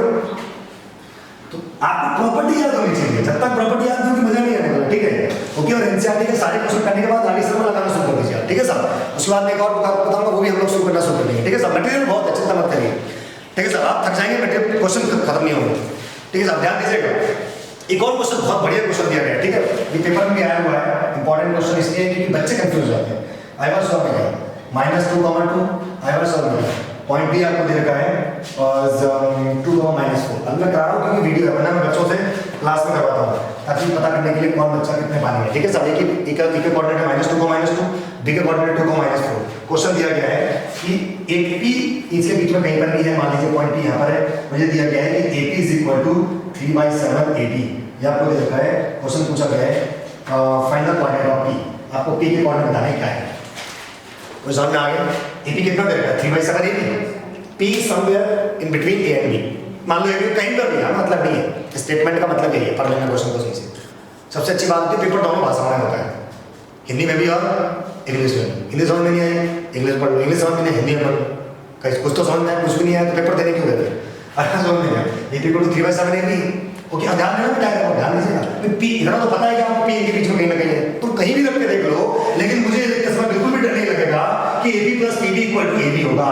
बोलो कहीं पर भी होगी, कोई फर्क पड़ेगा उससे? फिर तो मैंने लिख दिया सर। अच्छा, तो AP किसके इक्वल आ जाएगा? 3/7। AB की जगह क्या लिख दूं? बोलो AP + DP। नहीं आया समझ में? तो मेरी ऐसे कहीं पर भी होगी तो लिख सकता हूँ ना, ठीक है ना? क्रॉस मल्टीप्लाई करनी आती है आपको? 7 AP, इसकी मल्टीप्लाई इधर हो जाएगी 3 AP + 3BP, इसको उठा के लाओ तो 4AP is equal to 3BP। नहीं आया समझ में क्या हुआ? तो फिर AP/BP की वैल्यू कितनी है बोलो? 3/4। डाउट लगे तो क्या करके देखोगे? क्रॉस मल्टीप्लाई, इसकी इधर इधर करोगे 4AP, इधर करोगे 3, मतलब मैं सही हूँ? I was sorry. तो कुल मिला के मुझे AP/BP मिल गया। AP/BP मतलब ये रेशियो कितना आ गया मेरे पास में? 3:4 में ले सकता हूँ, और रेशियो आ गया तो पॉइंट B भी आ ही जाएगा। इतना देर से यही तो पढ़ रहे हैं, कर क्या रहे हैं? नहीं आया समझ में? तो कहने का तात्पर्य क्या है? कहने का तात्पर्य, कई लोग एक और अच्छा, कई लोग रेशियो निकालने के लिए ऐसा भी करते हैं कि मतलब उसके रेशियो को K:1 सपोज कर लेते हैं, एक ही बात है। जैसे मैं क्या सपोज करता हूँ? M1:M2। कई लोग क्या सपोज करते हैं? K:1। तो ऐसा होता है, मेरी M1/M2 की वैल्यू मान लो 2/3 है, तो उनकी K की अकेले की वैल्यू 2/3 आएगी। बात वही है। फिर K:1 लेके करोगे तो K की वैल्यू मान लो 2/3 है, समझ जाने कि वो M1/M2 की वैल्यू है। बाकी इस चैप्टर में कुछ भी नहीं है करने के लिए, बहुत ही बेसिक चैप्टर है, बहुत ही स्कोरिंग चैप्टर भी है, और अब मुझे तो इसमें लगता नहीं कि कोई भी क्वेश्चन कराने लायक है। आई वाज सो मिटर सारे क्वेश्चन प्योर बेसिक क्वेश्चंस हैं, एंड आप जो है इसको बहुत ही इजीली जो है सॉल्व कर सकते हो। ठीक है, बाकी इसमें कुछ नहीं है, एरिया ऑफ ट्रायंगल मैंने आपको बता दिया था। ठीक है साहब, चलिए थैंक यू। ओके साहब, तो देखो ये सब समझ में आएगी आपको, है ना? यानी कि आज हमने इस वीडियो में हम लोगों ने क्या क्या पढ़ा, सारे पार्ट्स में हम लोगों ने पढ़ा कि हमारे पास में जो है डिस्टेंस फॉर्मूला क्या होता है, हमारे पास में सेक्शन फॉर्मूला क्या होता है, हमारे पास में एरिया ऑफ ट्रायंगल क्या होता है। आई वाज सो मिटर उनकी हमने कुछ एप्लीकेशन करने की कोशिश करी, समझ में आ रहा है कि नहीं आ रहा है? बाकी देखो जितनी ज़्यादा प्रैक्टिस करोगे क्वेश्चंस की, उतनी ज़्यादा चीज़ें आपको समझ में आएंगी। आई वाज सो में क्या, ये ध्यान रखिएगा, practice can make a man perfect, वो मैंने है ना? समझ में आएगी नहीं है? इसलिए जो है आप इसको अच्छी तरीके से करोगे तभी आपको समझ में आएगा, समझ में नहीं आएगा, ठीक है ना? थोड़ा समय लगेगा, तो समय को थोड़ा समय दीजिए ताकि आपका समय अच्छा हो सके। नेक्स्ट हमारे पास है एक्सरसाइज 7.4, ये ऑप्शनल एक्सरसाइज है, और ऑप्शनल एक्सरसाइज में नीचे एक स्टेटमेंट लिखा रहता है, these exercise are not from the examination point of view. लेकिन मैं आपको पेपर में क्वेश्चन दिखाऊंगा। आई वाज समझ में क्या पेपर में क्वेश्चन रहते हैं, आई वाज समझ में क्या कैसे क्वेश्चन रहते हैं मैं सिखा देता हूँ, ठीक है? इसमें ज़्यादा टफ क्वेश्चन नहीं है, ठीक है? देखो पहली बात तो मैं आपको सिखा देता हूँ कि कोई भी सर्कल कब बन सकता है। आई वाज समझ में, अगर आपको सर्कल बनाना है तो एटलीस्ट कितने पॉइंट चाहिए? 2 पॉइंट से सर्कल बन भी सकता है और नहीं भी बन सकता है। अगर मैं आपको बोलूं 2 पॉइंट है तो क्या सर्कल बन जाएगा? तो आप बोलोगे yes it can be possible, लेकिन वो दोनों पॉइंट्स डायमीटर के एंड पॉइंट होने चाहिए। किसके एंड पॉइंट होने चाहिए? डायमीटर के। If these 2 points are the end points of a diameter, तो ये एक सर्कल बनेगा लाइक दिस। आई वाज समझ में, अदरवाइज 2 पॉइंट से सर्कल नहीं ड्रॉ होता है। सर्कल ड्रॉ करने के लिए एटलीस्ट 3 पॉइंट चाहिए। कितने? 3। और अगर 3 पॉइंट पता है तो मैं बता सकता हूँ सर्कल के बारे में सब कुछ। आई वाज समझ में, समझ में आ रहा है कि नहीं? तो सर्कल बनाने के लिए एटलीस्ट कितने पॉइंट चाहिए? 3। और लाइन बनाने के लिए 2। अगर लाइन बनानी है तो कितने पॉइंट चाहिए? 2। अभी हम आगे क्लास में तो पढ़ेंगे परम्यूटेशन कॉम्बिनेशन वगैरह, तब उसमें आगे सकता हूँ, ठीक है साहब? तो सर्कल बनाने के लिए कितने पॉइंट चाहिए? 3। अब क्वेश्चन क्या दिया गया उसको समझते हैं, ठीक है? आ जाओ। वैसे तो इन्होंने ऐसा क्वेश्चन पूछा नहीं है, उनने क्वेश्चन ये दिया है कि भाई तेरे पास 3 पॉइंट है। भाई तेरे पे कितना पॉइंट है? 3 पॉइंट। कहीं पर ही मान लो एक पॉइंट ये देगा आपके पास में 6, एक पॉइंट आपके पास यहाँ देगा B 3, एक पॉइंट आपके पास यहाँ देगा मान लो C 3, 3। क्वेश्चन पूछा है find the centre of the circle. बात समझ में आ रही है? क्वेश्चन जो है चेक कर लेते हैं। ये आपको देगा 6, B देगा 3, 7, C देगा 3, and they are saying that find the centre of the circle. क्या फाइंड करना है? Centre of the circle. अच्छा आपके पास बताओ नीचे OA क्या चीज है? रेडियस। OB क्या चीज है? OC क्या चीज है? तो तीनों इक्वल हो भाई, तीनों इक्वल है क्योंकि रेडियस है। यानी मुझे ये कहते समय बिल्कुल भी दिक्कत नहीं होगी कि OA इक्वल टू OB है, क्योंकि रेडियस मुझे ऐसा करने की इजाजत देती है। OA किसके इक्वल हो जाएगा? OB के। अच्छा ये मैं ये भी कह सकता हूँ कि OB OC के इक्वल है। OB किसके इक्वल है? मान लो इसके कोऑर्डिनेट है x, y। मान लो इसके कोऑर्डिनेट क्या है? x, y। एक बार ये कंडीशन अप्लाई करनी है, एक बार ये कंडीशन अप्लाई करनी है, एक बार OA को OB के इक्वल करना है। डिस्टेंस फॉर्मूला लगाओगे, x और y की इक्वेशन बनेगी। क्या बनेगी? x, मान लो ऐसी इक्वेशन बनेगी x + 2y = 3। मान लो, मैं रफली समझा रहा हूँ क्योंकि डिस्टेंस फॉर्मूला लगाऊंगा, फालतू की वीडियो बड़ी होगी, कुछ नहीं होगा। समझ लो बात? अच्छा बच्चा देखेगा भी नहीं फिर उसे। समझ में आ रहा है कि नहीं आ रहा है? तो कहना OA = OB, पता आपको 2 टाइम क्या करेंगे? स्क्वायरिंग बोथ साइड सॉल्व करते जाओगे, लास्ट में ऐसी कुछ इक्वेशन बनेगी क्योंकि x² y² दोनों तरफ से कट जाएगा, स्क्वायर टर्म ही नहीं रहेगा। सेम हियर आप बोलोगे भैया आपने OB = OC किया, क्या मैं OA = OC कर सकता हूँ? कर ले भैया, कोई भी ले लो, कोई से भी दो, ठीक है? यहाँ पर मान लो इक्वेशन आपके पास में ऐसी बन गई 3x + 6y या 3x + 4y = -2, ऐसे कुछ बनेगी इक्वेशन सॉल्व करते हुए। फिर वही बात, डिस्टेंस फॉर्मूला लगाओ, इन दोनों में बराबर कोई स्क्वायरिंग करो, सॉल्व करो, ये बनेगा लास्ट में। 2 इक्वेशन आ गई, दोनों से x और y नहीं निकाल सकते हो, प्योर इजी क्या करना है, यहाँ से x की वैल्यू उठाओ, कितनी आएगी 3 - 2 आएगी। मैं ये नहीं कह रहा हूँ कि इसको सॉल्व करके ही आएगा, पहले कह रहा हूँ मैंने माना है कि इसको सॉल्व करके ही आ रहा है, मैंने माना है कि इसको सॉल्व करके ही आ रहा है। समझ में आ रहा है यार, दिल पे देखो भैया ने कहा था आएगा आएगा, यहाँ से x की वैल्यू आ गई और इस x की वैल्यू को उठा के आना तो सॉल्व करोगे y क्या जाएगी, और यहाँ से फिर जो y की वैल्यू आएगी उसे यहाँ रखना तो x क्या जाएगी, और x को y आ गया तो सेंटर आके बात खत्म हो गई। नहीं आया समझ, अरे प्योर बेसिक है भाई। लेकिन अगर ये 3 पॉइंट नहीं होते तो ऐसा कर पाना पॉसिबल। अच्छा भैया अभी आपने कहा था कि डायमीटर अगर पता हो तो कैसे, चलो आज वो तो सिखा दिया था ना अभी। अगर मान लो मुझे केवल 2 पॉइंट पता है 1,3 और दूसरा पॉइंट पता है b, मान लो 4,6 पॉइंट पता है, अगर डायमीटर में क्या है एंड पॉइंट्स पता है तो हम सेंटर ऑफ द सर्कल निकाल सकते हैं। क्या निकाल सकते हैं, अरे भाई सेंटर ऑफ द सर्कल तो मिड पॉइंट होता है यार, फिर तो कुछ करने की जरूरत ही नहीं, क्या लगा दो mid point formula, x1 + x2/2 5/2, y1 + y2/2 9/2, बात खत्म। लेकिन ये कब पॉसिबल होगा, जब डायमीटर के एंड पॉइंट पता है। ये डायमीटर के एंड पॉइंट थोड़ी ना है, कहीं भी हो सकता है, anywhere on the surface of the circle, circle की सरफेस पर कहीं भी हो सकता है। ये वाली बात समझ में आ गई। सर्कल से संबंधित एक और चीज मैं आपको समझा देता हूँ, चल जाएगा, कोई दिक्कत नहीं उसमें, ठीक है। समझ में आया क्या, डायमीटर के एंड पॉइंट पता है कर लोगे, 3 पॉइंट पता है ऐसे करोगे, बनना चाहिए। अगर आपसे बन रहा है देन हमारी नॉर्मल कैटेगरी, अगर नहीं बन रहा है तो कोई बुराई वाली चीज नहीं है, धीरे धीरे बन जाएगा, ठीक है। अब आप समझना अच्छी तरीके से। मान लो मैं आपसे 3 क्वेश्चन पूछता हूँ, ठीक है, कैसे पता करोगे आप। अगर मान लीजिए मेरे पास एक पॉइंट ये O है, मेरे पास में ये पॉइंट A है, ये पॉइंट B है और ये पॉइंट C है। समझ में आ रहा है, आप यहाँ ध्यान से देख सकते हो पॉइंट A क्या है, सर्कल के अंदर है, पॉइंट B कहाँ है, surface of the surface on the circle, ऐसा कह सकते हैं, और C कहाँ है, आउटसाइड द सर्कल। लेकिन इसको मैथमेटिकली कैसे करोगे, मान लो मैंने क्वेश्चन दिया कि मेरे पास में सर्कल का सेंटर है O, कोऑर्डिनेट दे रखे हैं 2,3, एक पॉइंट A है 4,6, एक पॉइंट B है 7,5, एक पॉइंट C है 8,9। मैं रैंडम पॉइंट ले रहा हूँ, कहीं चेक करा के मत कर जाना भैया आ गया सर्कल के अंदर, रैंडमली मैं कॉन्सेप्ट बता रहा हूँ। A पॉइंट पता है, B पॉइंट पता है, C पॉइंट पता है, कैसे पता करोगे A B C कहां पर है। देखो अगर मान लो मैं क्या करूंगा, पहले निकालूंगा, देखो मैं सबसे पहले निकालूंगा रेडियस, क्या निकालूंगा रेडियस। हालांकि इस वाले क्वेश्चन में या तो रेडियस पहले गिवन होगी, मान लो रेडियस कितनी है 5 है, मान लो रेडियस कितनी है 5 है, ठीक है। अगर मान लो मैंने O और A के बीच की डिस्टेंस निकाली, क्या निकाली, O और A के बीच की डिस्टेंस निकाली, अगर वो रेडियस से कम आई तो पॉइंट कहां होगा, अंदर। नहीं आया समझ, बात पकड़ में आ रही है क्या, यही तो बात है। अगर मैंने इसकी और A के बीच की डिस्टेंस निकाली, मान लो मैंने दोनों के बीच की डिस्टेंस निकाली, तो सकल देख के ही लग रहा है कि वो डिस्टेंस कम आएगी रेडियस से, क्योंकि रेडियस किसके बराबर आएगी, OB के बराबर आएगी, और उसी उससे भी ज्यादा आएगा। नहीं आया समझ में, तो मैं तीनों पॉइंट की डिस्टेंस निकाल के देखूंगा कहां से, सेंटर ऑफ द सर्कल से। पहले मैं A की सेंटर से डिस्टेंस निकालूंगा, B की सेंटर से डिस्टेंस निकालूंगा, किस कौन से फॉर्मूले से, डिस्टेंस फॉर्मूले से, फिर C की डिस्टेंस निकालूंगा, और पता कैसे करूंगा, तो outside the circle inside circle है। जो डिस्टेंस रेडियस से ज्यादा आएगी वो पॉइंट बाहर है, जो डिस्टेंस रेडियस के बराबर आएगी वो ऑन द सर्कल है, और जो डिस्टेंस रेडियस से कम आएगी इनसाइड द सर्कल। बात समझ में आएगी, रेडियस से ज्यादा आउटसाइड, रेडियस के बराबर ऑन द सर्कल, रेडियस से कम इनसाइड द सर्कल। किस कहां से डिस्टेंस निकालनी है, सेंटर से। रेडियस गिवन होगी, नहीं गिवन होगी तो कुछ कंडीशन ऐसे होगी जिससे रेडियस आ जाएगी। नहीं ऐसा है तो क्या मैं किसी भी पॉइंट की पोजीशन को बता सकता हूं, पोजीशन इसको बोलते हैं position of a point with respect to circle. Position of a point with respect to circle, मतलब सर्कल के रिस्पेक्ट में पॉइंट कहां है, सर्कल के अंदर है, सर्कल के बाहर है, या सर्कल के ऊपर है। बात समझ में नहीं है, प्योर बेसिक चीज है, कर पाएंगे इसे आप, चलिए सर। अब एक और कंडीशन ध्यान दीजिएगा, मैं केवल क्वेश्चन समझा रहा हूं आपको। मान लीजिए मैंने बोला, मैं आपसे कह रहा हूं, मान लीजिए मैंने आपसे बोला कि एक पॉइंट A 2,3, एक पॉइंट B 7,6। समझ में आ रहा है कि नहीं आ रहा है।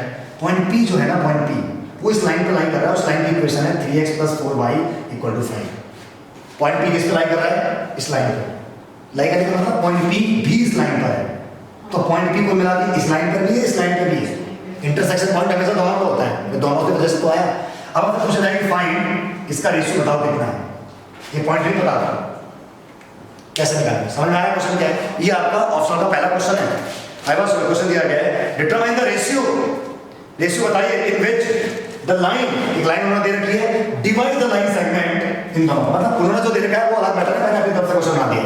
बात समझ में आ रही है। क्वेश्चन क्या होगा, एक पॉइंट गिवन होगा, दूसरा पॉइंट गिवन होगा, और ये बोला जाएगा कि इन दोनों पॉइंट्स को मिलाने वाली लाइन को ये वाली लाइन जिसकी इक्वेशन ये है किस रेशियो में डिवाइड करती है? समझ में आया? इन दोनों पॉइंट्स को मिलाने वाली लाइन को ये वाली लाइन जिसकी इक्वेशन ये है किस रेशियो में डिवाइड करती है? m1:m2 मान लेते हैं। बस समझ में आ गई क्या? अब क्या करोगे? x इसके कोऑर्डिनेट कितने मान लोगे? पॉइंट p x और y, और x और y की वैल्यू निकालोगे in the terms of m1 m2। किसके टर्म्स में?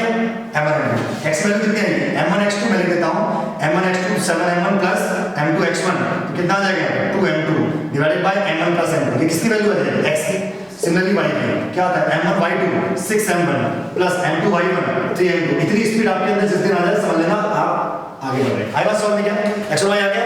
अब आपको क्या करना है? इस और x y इस x की जगह x को रख देना, y की जगह y को रख देना। नहीं ऐसा नहीं, क्योंकि ये पॉइंट जो p है वो इसमें भी तो लाई करता है ना, तो ये पॉइंट इसको सेटिस्फाई करेगा। क्या करेगा? अगर ये बात समझ में नहीं आई है तो 4-5 महीने में अपने आप समझ में आ जाएगी ऐसा होता क्यों है। समझ में आ रहा है क्या? अगर ये पॉइंट p इस पे लाई करेगा तो ऑब्वियसली इसको सेटिस्फाई करना पड़ेगा भाई।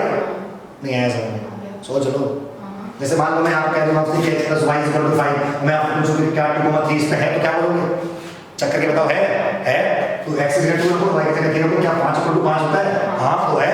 मैं आपको बोलूं हाँ भाई x + y = क्या देखा मान लो 6, चेक करके बताओ कि 2,3 क्या इस पे है? करके बोलो चेक। x से कितना रखोगे? 2, y से कितना रखोगे? 3 तो क्या आएगा? 5 = 2। ऐसा होता है तुम्हारे यहाँ? तो फिर ये पॉइंट इस पे नहीं बात करता। समझ में आ गया क्या आपको? कोई दिक्कत नहीं आ रही? Thank you so much.